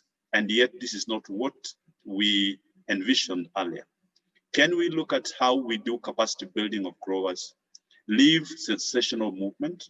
And sadly, we have NGOs that now seems to be driving the production and driving the agenda in the world. This has to change. And the countries must sit together, soberly segregate scientific issues and political issues, put them in a position where we can work. We are currently looking at how do we negotiate as partners, as colleagues, and not as a junior trading partner in a marketplace, however small it is. From the African perspective, we are looking at how do we work together because we need each other. And if we need each other, there's need that then we look at it together. Then when we're looking at the tolerance levels, when we're looking at asking us to really draw certain pesticides, and you're not giving us alternatives, what does that mean? It means that we will not be able to produce any more quality, and that will be technically knocking us out from the marketplace where we have predominantly for too long been able to export to, unless there is a totally different agenda that I do not understand. So from where I sit here is that there's need for innovation, there's need for solid conversation, there's need for us to get into a scientific justification of everything we do, and there's need to work together. Look at a collaborative framework, bring the entire globe together and navigate soberly on issues that we need to do so that we don't go sensational, but we go scientific. I could continue talking about this subject matter. Kenya is facing a lot of challenges, including counterfeits, because now when you give us instructions and restrictions, farmers get frustrated, embarrassed, and messed up, that they have to look for any other concoctions and once in a while to try and see how to adjust and keep the production cost below. Because we are not given alternative products.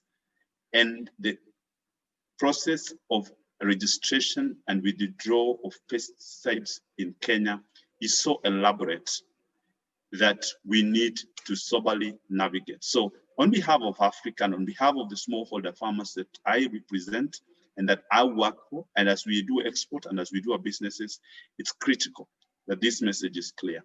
It's not about sensational movement. It's about scientific evidence of everything we need to do, a sober approach, and an inclusivity when it comes to decisions that we make if we have to remain competitive and feed the ever-growing population. Collaboration is key, innovation is key, and remember that climate change is here with us. Lastly, friends, we need each other. COVID is here, it's making life more worse, and the more we open that conversation and start sober discussion, the better, because we must continue producing at a lower cost that is competitive for us to be able to place safe and yet enough production in the marketplace to feed the population. I submit, Madam Ambassador.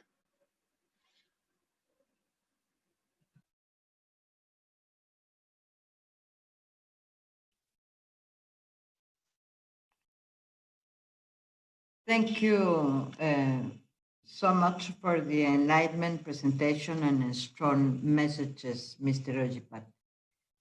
I have a question for you. The Eastern African region has been recently devastated by the desert locust swarm, a situation that's still ongoing in Ethiopia, Eritrea, and Somalia. In fact, FAO reports that there are still some small swarms in Samburu County in Kenya, and there might be swarm movements from Ethiopia and Somalia that could threaten Kenya in mid-December. Do you believe that Kenyan producers are prepared to deal with this pest? Do you have any pesticide in your disposal that is effective, and will you be able to export your crops if you use it? Thank you, Madam Ambassador. It's true that we have fought the locust for the last about 2 years. We've been fighting, and it's true that there are certain swarms that are still within Ethiopia and also parts of Kenya. We have used certain pesticides to be able to fight with them. And the same molecules that we are using to fight for them are the ones that EU is asking us to withdraw from the shelves. Perhaps I may need to change this into a question, because when we're being told not to use pesticides, we're wondering whether those crusaders, particularly the NGOs, have alternative products that they can give to us to control locust. So fact is that we have certain pesticides that we are using currently that we will not like them withdrawn, because those are the ones that have helped us to fight locust swarms in the recent past, and we're still engaged and continue arming ourselves to be able to fight a likely visit or eruption of other swarms coming into other parts of the country that threaten food security for us as a country. So I strongly believe that we need to have that conversation. But for now, I rightly answer you, yes, we do have products, but those products, some of them are supposed to be out of the shelves come December 31st. And we will be frustrated because we may not have products come January to fight these swarms unless this conversation changes. Thank you so much. I have another question for you. How similar will you say is that your situation on MRLs to the one faced by other producers in Africa?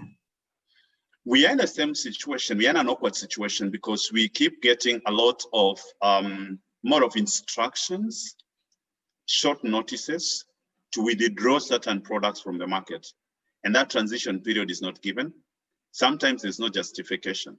When the EU regulators or the EU Parliament sit together and get a regulation moving, we're never given an option of discussing.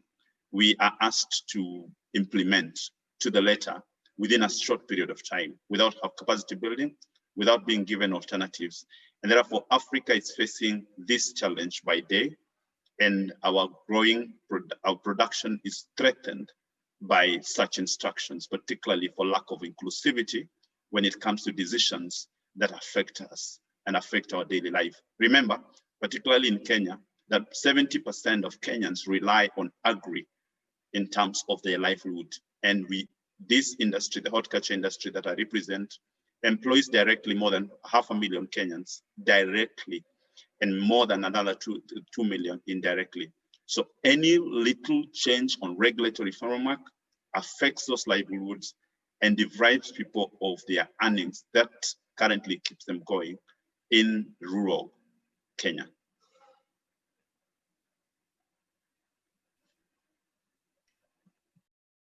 Thank you, Mr. Ojipak. Very clear your answer.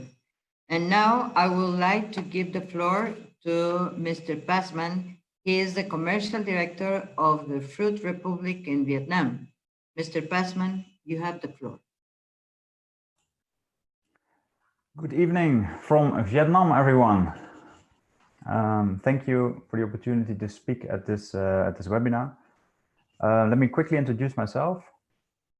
I'm Jeroen Pasman. I am originally from the Netherlands, and I've been working in Asia for 15 years. 5 years in the Philippines on bananas. And the last 10 years I've been working in Vietnam for the Fruit Republic. We are in Vietnam the largest exporter of citrus and exotics. 100% of our supply base is contracted with smallholder growers, average 2 hectares. And our main markets are Europe and Australia. We export a little bit in the Asian region. Why not too much in the Asian region? Is because of Vietnam did not negotiate phytosanitary protocols with most markets in Asia. So for example, Japan and Korea, they are not open for citrus from Vietnam. And that has to be negotiated at, of course, at national level.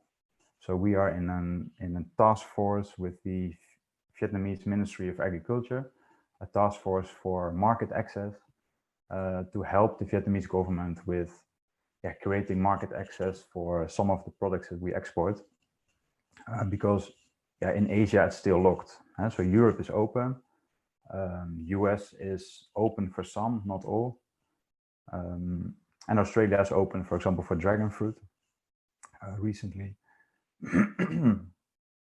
So I don't want to talk too much about market access because we are in this steering committee and we feel that market access, which relates to sanitary and phytosanitary protocols, is something that Vietnam has to arrange at the national level.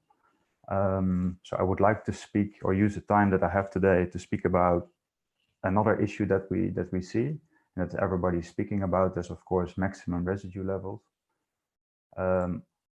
Our market being mainly Europe,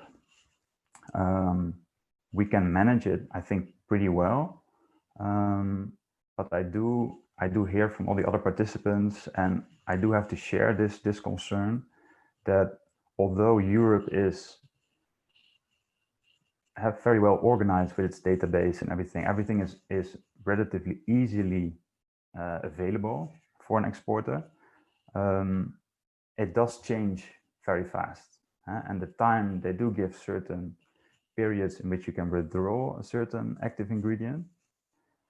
But I do agree with the other panelists that the time given is very short, and one needs to argue that is it all scientific? I do have the same concerns that other panelists are speaking about. There are certain concerns that growers have in the field, a certain insect or a certain disease.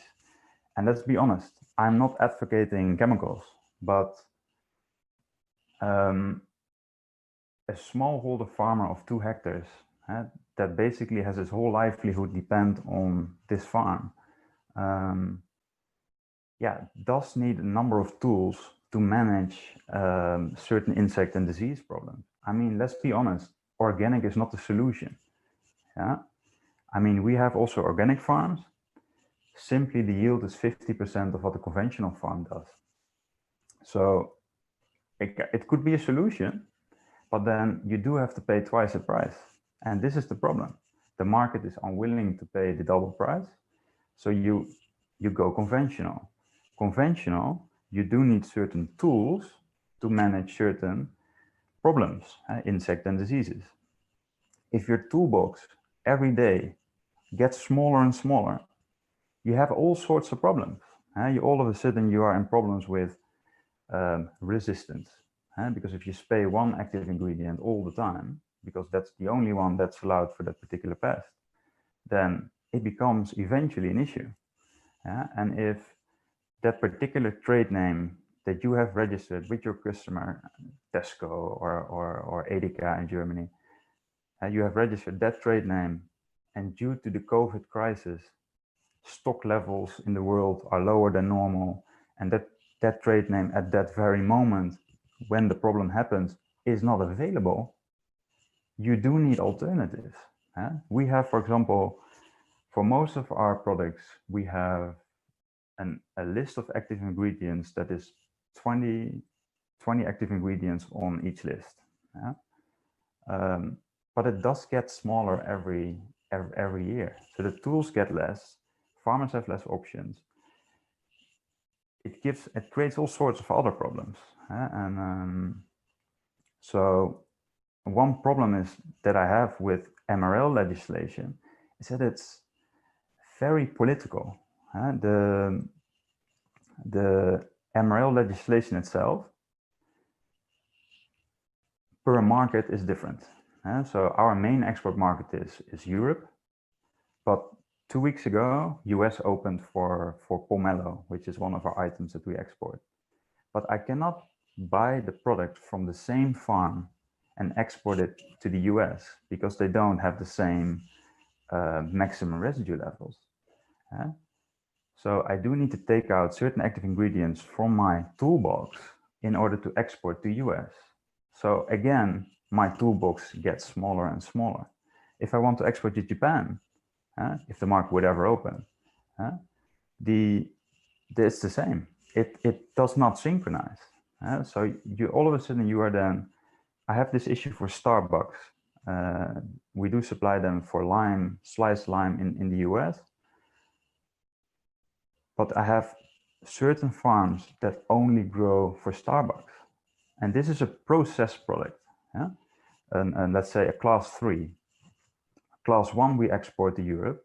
Class 2 is in the local market, and class 3 you use for processing, if you keep it that simple. But if I have one farm and apply one solution fits all, which doesn't work, but this is of course what we prefer to do, one solution fits all, because then you can go to all markets. But in this case, it doesn't work. So I cannot apply one solution fits all. So the processing class that I have from those farms that produce for Europe, I cannot buy that processing class to ship it off to Starbucks, because for MRLs it doesn't meet the same standards. And there all of a sudden you come in a price discussion with the customer and say, yeah, but your processed product is too expensive. And then I'm thinking, yeah, I mean, you are right. Yeah, I rather buy it from my European production program. But I can't, because I cannot take out certain active ingredients. Or I could, but then it all gets lesser and lesser. The tools in the box. So this is one issue that we see, is the whole MRL legislation. Yeah, it should be synchronized between different markets. Codex is a very good example. To me personally, it doesn't matter which one it will be. Codex, the European database, the US database. From a grower perspective, you prefer to have as much ingredients as possible and the MRLs as high as possible. I mean, this is from our perspective. But in the end, whichever database it's going to be, it doesn't matter. But it should be synchronized. So this is a very important point. And yeah, the registration of trade names, which is of course arranged nationally, is also a problem that needs to be spoken about, because we have, for all of our exports, we have to follow global gap. Yeah? And of course, all of you know that global gap came from Europe gap, so I'll spare you the history. But the global gap certification, it means that you can only apply those trade names on your crop that are registered for that crop in the country you are growing. Yeah? Now here's exactly the process. So that is very legally, that's very nice and nicely written in the global gap standard. Yeah? But it causes all kinds of problems. Yeah? So you have already the first problem where markets do not synchronize. So you lose certain active ingredients that you cannot apply if you apply a one model fits all. The second problem is that not all the ingredients that are available in our case, Vietnam, are allowed on the product that I'm exporting, because they are not registered for that crop. Yeah? And I find that so, from an exporter perspective, I find that so silly, because here you have millions not millions, thousands of pesticide shops in Vietnam that sell these trade names. Yeah. A chemical company goes to Vietnam and registers a certain trade name. Now, that trade name becomes available in a shop in Vietnam. A farmer goes to this shop, to buy that trade name and spray it on his crop. But of course, nobody can control when the farmer goes into that shop and has a certain problem. And that, oh yeah, sorry, that product that you want to use is only registered for rice. So you cannot apply it on passion fruit. Yeah? But if the farmer really has a problem, and they depend with the whole livelihood on this farm, yeah, it's like COVID. Yeah? You have COVID, you need to go to the hospital. The doctors say, yeah, sorry, sir, you need to get this active ingredient, and that can help you recover. Now, then you can decide whether you do it or not. You take the medicine, or you say, okay, I do it naturally, the organic way. But so you cannot control that this farmer goes to the shop and buys the trade name that is not allowed to spray on passion fruit in this case. Yeah? You cannot control this. Yeah? So why have that registration per crop? To me, it makes no sense. Yeah? To me also, the whole pesticide registration for a trade name makes no sense. Because any trade name is composed of it's a different recipe. Yeah? But you need to register your recipe in the country of origin. Yeah? And then you need to register per crop. So what does a chemical company do?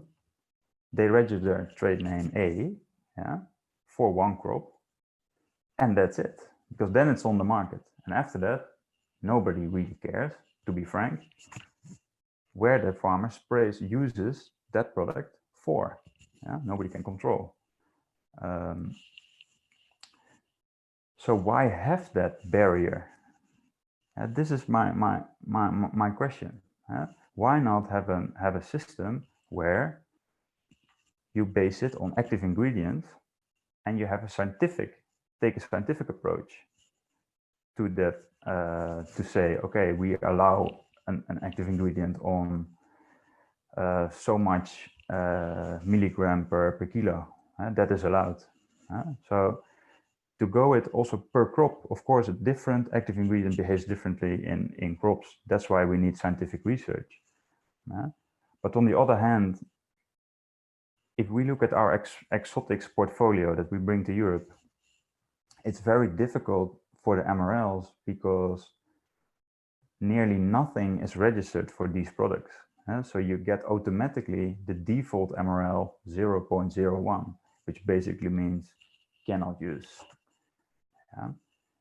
Especially for an air freighted product. I think in Kenya they have similar issues with the French beans. Because it's an air freighted product, it is even more challenging to work the EU MRL. So yeah, I would like to speak about that. Why have that? So to synchronize the MRLs at a global level, I think that makes it all easier for growers in different areas, in different parts of the world. And to also look at, and of course that is arranged nationally, and we need to discuss that with the Vietnamese government. And we are in this task force, market access and maximum pesticides, to discuss these topics. But to me, why even have a registration system that is based on trade names and crops? It makes it even more complicated. And it is already complicated enough. If you really want to do a good job, it is already complicated enough. So let's not make it more difficult by creating all these other barriers. So that I want to stop my discussion with that.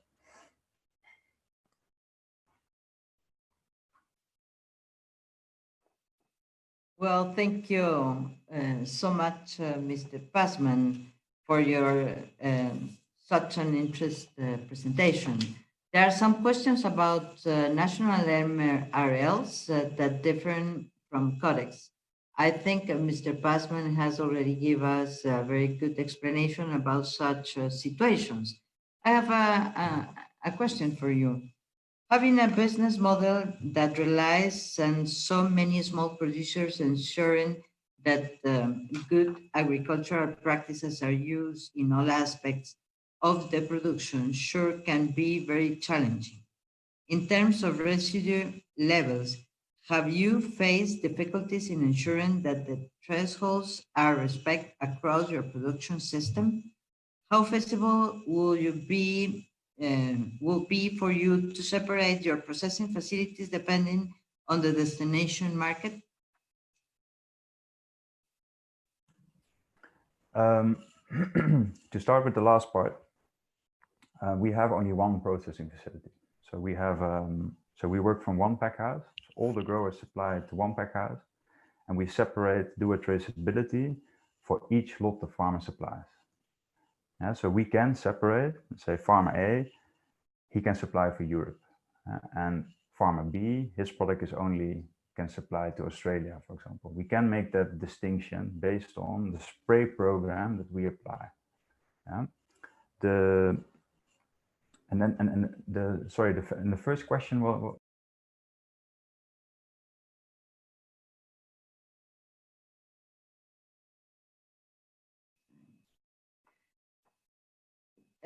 I repeat, having a business model that relies on so many small producers ensuring that good agricultural practices are used in all aspects of the production sure can be very challenging. In terms of residue levels, have you faced difficulties to ensuring that the thresholds are respected across your production system? Yeah, so okay, what we do is first we look at the market. Yeah, and there, of course, the market defines what kind of MRLs you can have.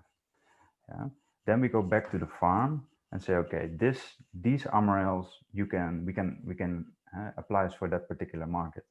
Then, based on that, we then apply a spray program, or we make a spray program for that particular market.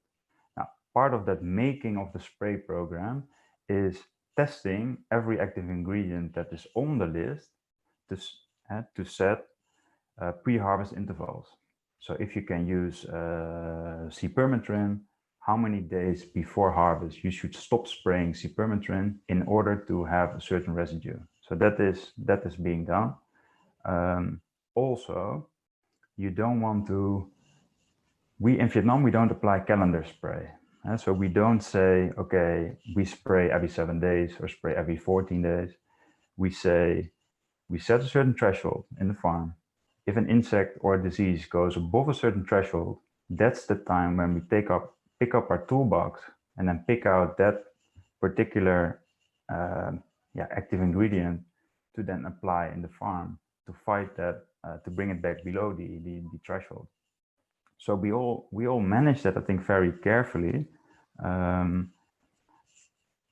But my main point is we should not. The toolbox should remain full. We are making it smaller and smaller, so lesser and lesser tools are available, and therefore it becomes more difficult, more costly, etc.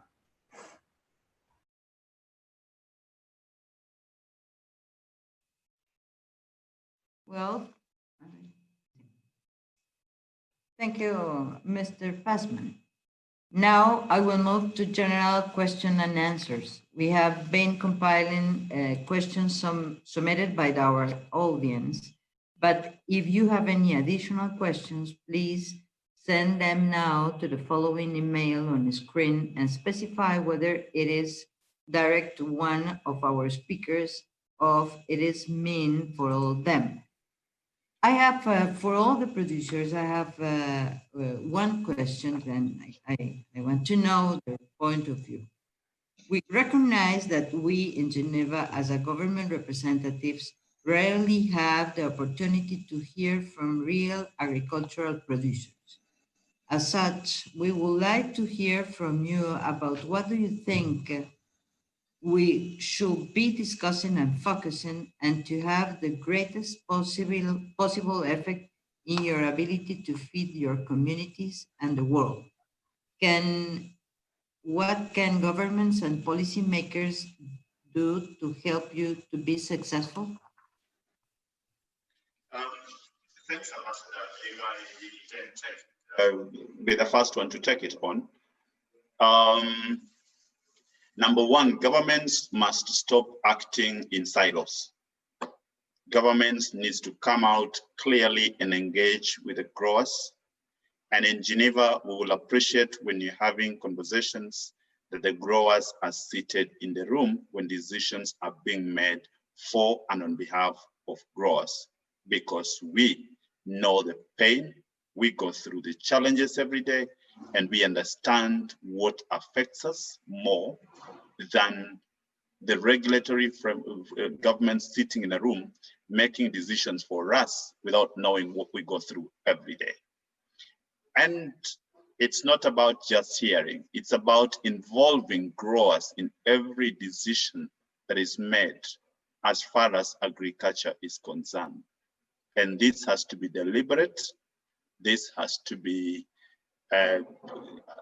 collaborative, and this has to be practical, so that when we make decisions, let those decisions be scientifically proven, and let's work together. It's not about you against us, but win this together.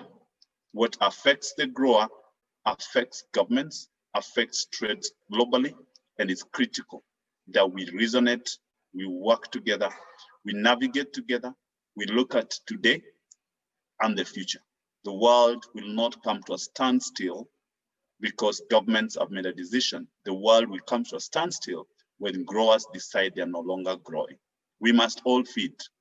We must feed quality, safe food, but decisions that are made by governments and particularly the political class, whom for some reason we have given a lot of power to make decisions on our behalf. I don't know what they think about when they make these decisions. I don't know who their advisors are. Our request is that we are in the room when discussions that touching on agriculture are being made, so that you hear from us before you make a decision. And for Geneva, you have a role and a duty to put us all together.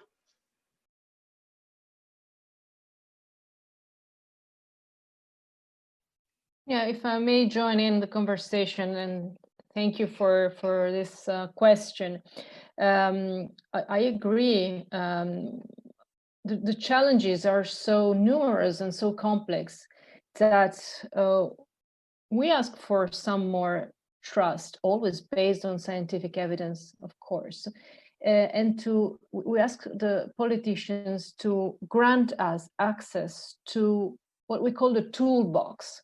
Every situation is different, every farm is different, every problem and challenge we are facing is different.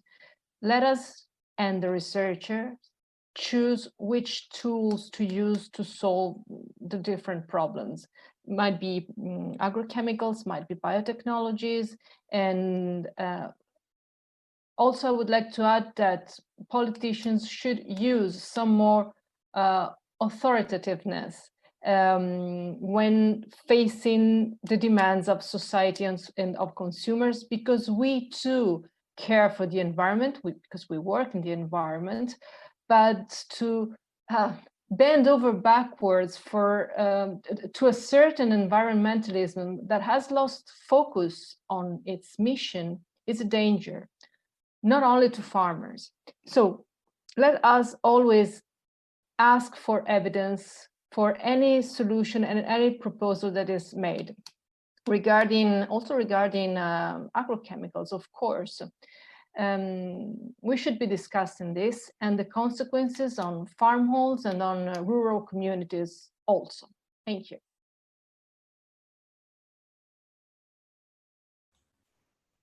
I would like to also say something about this question. From our side, it's, I think if you ask what is the single most that has the most impact will be for us is the synchronization across all markets for the maximum residue levels, and that's Of course, Codex is a first step, but not all markets adopt Codex. So this is, I think, a very big problem. And so that I would ask you to focus on that, to say to Europe, please follow Codex, Australia as well, US and other markets, to have a clear process where I can understand from a European perspective, nobody is pushing for maximum residue levels on dragon fruit. I mean, who cares? But Vietnam cares, because this is one of the biggest items that's exported out of Vietnam.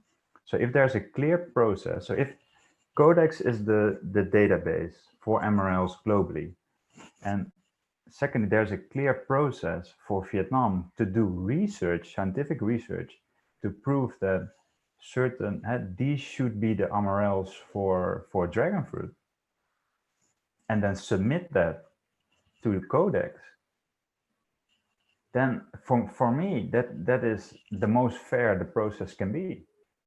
So, I mean, I cannot expect from someone I'll give an example, Italy, for example, to do research on dragon fruit. Now, of course, Italy will do research on citrus or on vegetables or on crops that matter for Italy or for Spain. And that all makes sense. And we from Kenya, they will do research on French beans and submit their MRL proposals for French beans. And we will do that for products that come from Vietnam. And if you then all submit those proposals scientifically to Codex, for me, that's how the world should work. And then that makes the world a lot easier.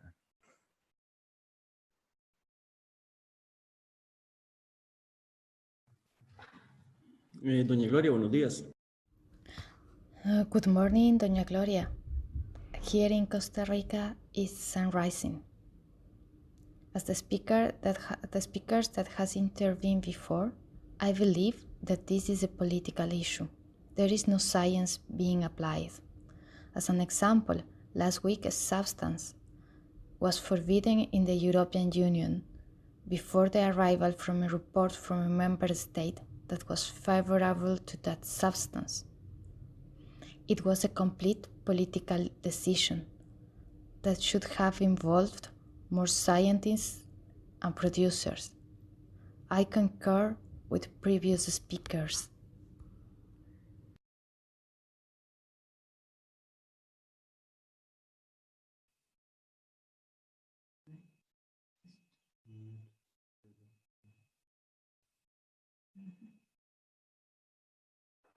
Well, I would like to thank you, all our farmers, Mr. Ojepat, Ms. Piovan, Mr. Laprade, and Mr. Passman, for their participation and their insights. It has been a very positive and constructive discussion, and we still have more pending questions.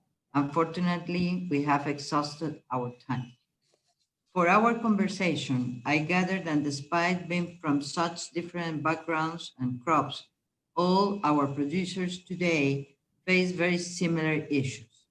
SPS regulations are indeed becoming the main problem for many producers and exporters around the world, especially when they already face broader challenges in terms of access and use of critical technologies that are necessary for them to be able to produce and export in a sustainable and safe manner. Climate change, pests and diseases are conflicting or over-restricting regulations make adapting and achieving resilient production systems even more difficult. Fortunately, farmers are willing to adapt and invest in new and better technologies. They also share with consumers the objective of creating a healthier and more sustainable agricultural system, but we must make sure they have access to the right tools at the right time. As a policymakers in the SPS field, we are expected to provide solutions that guarantee the protections of human health and plant safety, while facilitating production and trade. A proper balance can only be achieved if we implement regulations that are backed by science and based in evidence. Here at the WTO, we have the duty to make sure that the agreement on sanitary and phytosanitary measures be respected and upheld in all of its aspects. That being said, I would like to give the floor to His Excellency Santiago Bertoni, Minister of Agriculture of Paraguay, for his closing remarks on today's seminar. English speakers are reminded that the interpretation is available at the lower right corner of your screen under the globe icon. Mr. Bertoni, thank you for being with us today. The floor is all yours.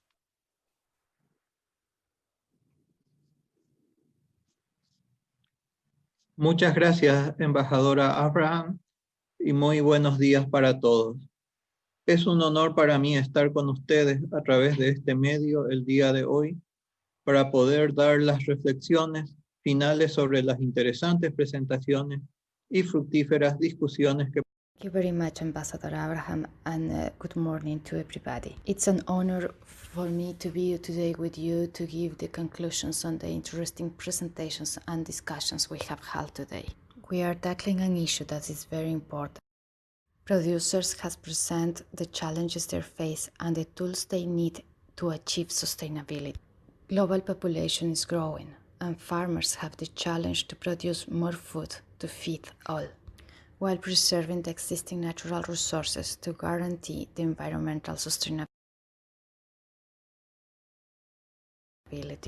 Currently, farmers utilize sustainable techniques because natural resources allow them to produce, work, and secure their family's welfare. Extreme climate events and pest outbreaks are more frequent and serious. This is at the same time a risk and a challenge to the farmers.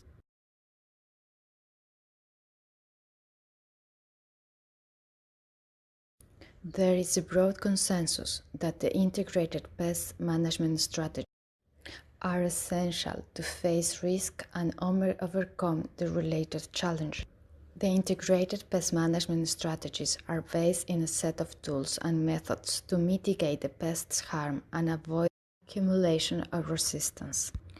Strengthening the resistance of host plant through improvement plans is the central pillar of the integrated pest management strategy.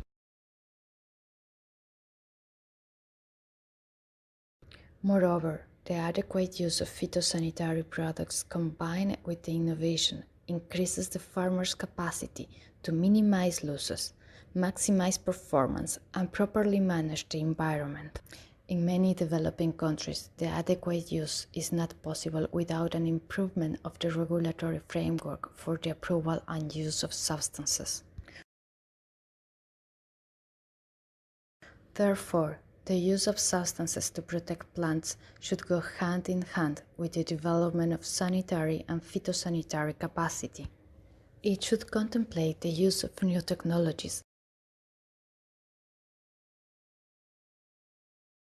When we talk about implementation of the Article 9 of the Agreement on Sanitary and Phytosanitary Measures, the Committee has an important role facilitating the participation of experts from member states.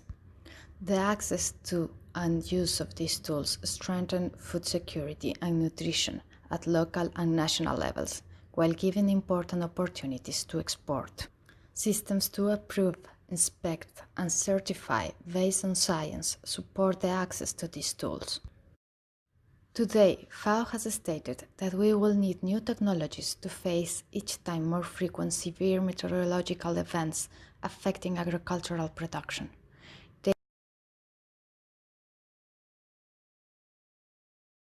They will also be needed to control more frequent and harmful pest outbreaks on crops. Consumers value the access to a wide range of products, including tropical and foreign ones. This is an opportunity for farmers all over the world. Consumers' health and food safety concerns to all.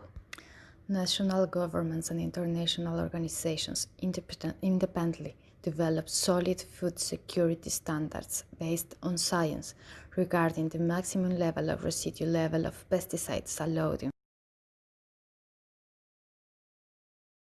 food. Nobody benefits when consumers are at risk or if they lost trust in the food security regulatory authorities.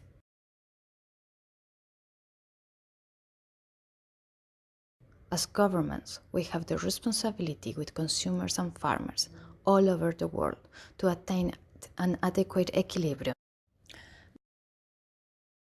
between food security objectives and a secure and profitable agricultural production.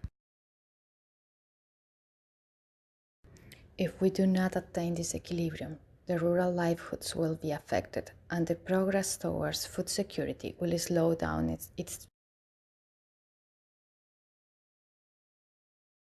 pace. When members do not base their decisions in science and risk, consumers' trust diminishes, and there is confusion regarding the safety of food. Sobre si los alimentos son inocuos. La diferencia. Greater concern about the safety of the food products, and in addition to the climate change, depending on the climate conditions that will require different management. There is not a single or a model that can be implemented everywhere. And that's why we have to commit ourselves to continue with a broad dialogue in order to discuss these measures and challenges. And then we should deepen our commitment in order to find a way towards a common way for solutions for us to solve all the problems that we have heard. In order to continue with our cooperation and dialogue in Geneva, we would encourage that we continue with this dialogue and that we submit more presentations and that we hear more reports on the implementation of the different SPS and all these matters. In particular, the approval systems or inspection and certification systems of members, Article 2, 3, and 5 of the MSS agreement. Those are the crucial systems that would make it possible for farmers to have access to tools and technologies, having successful strategies in the management of pests in order to achieve sustainable agriculture. The working group and procedures and approval will meet on this Wednesday, provides an important venue to exchange experiences. And the work program that has been proposed in the declaration of the 12th Ministerial Conference offers a very clear path forward to deepen engagement on the pressing issues of the 21st century. I invite all members to join us in this initiative. As we have heard today from these producers, and as we know from working with the farmers in our own countries, they need us as regulators to support them. From my experience in Paraguay, in developing and assessing technology packages, we have been able to give farmers access to a range of safe tools to use. In that sense, I would like to highlight the use of direct seeding to recover soils and reduce costs. The rotation of crops to protect biodiversity and reduce the impact of crops, in addition to the use of modern biotechnology. The implementation of these tools allow the development of technological packages appropriate to the characteristics of the crops and farmers. Everything could be achieved thanks to a robust and constantly updated regulatory system motivated by advances in science. To achieve modern and efficient regulatory mechanisms, we must increase collaboration between countries, taking advantage of the regulatory experiences of some countries for the benefit of countries that are just starting to develop the regulatory frameworks. Through our discussions in the past in this committee, and echoed here today, there are many paths we must pursue to improve the situation. These include improved harmonization to codex, MRLs, and harmonization of MRLs across regional blocks. Increased specialty crop and minor use registration and programs to support submission of data from developing countries on minor crops. Increasing monetary and technical support to codex and to the JMPR. Improving the regulatory environment for approval, for product approval and also enforcement, and greater transparency and predictability worldwide on MRLs by all of us. These are the critical issues of our time, and though they are difficult, we all must remain engaged and work constructively to continue the dialogue and find a way forward that works for all of our farmers, consumers, and for the whole world. Thank you very much.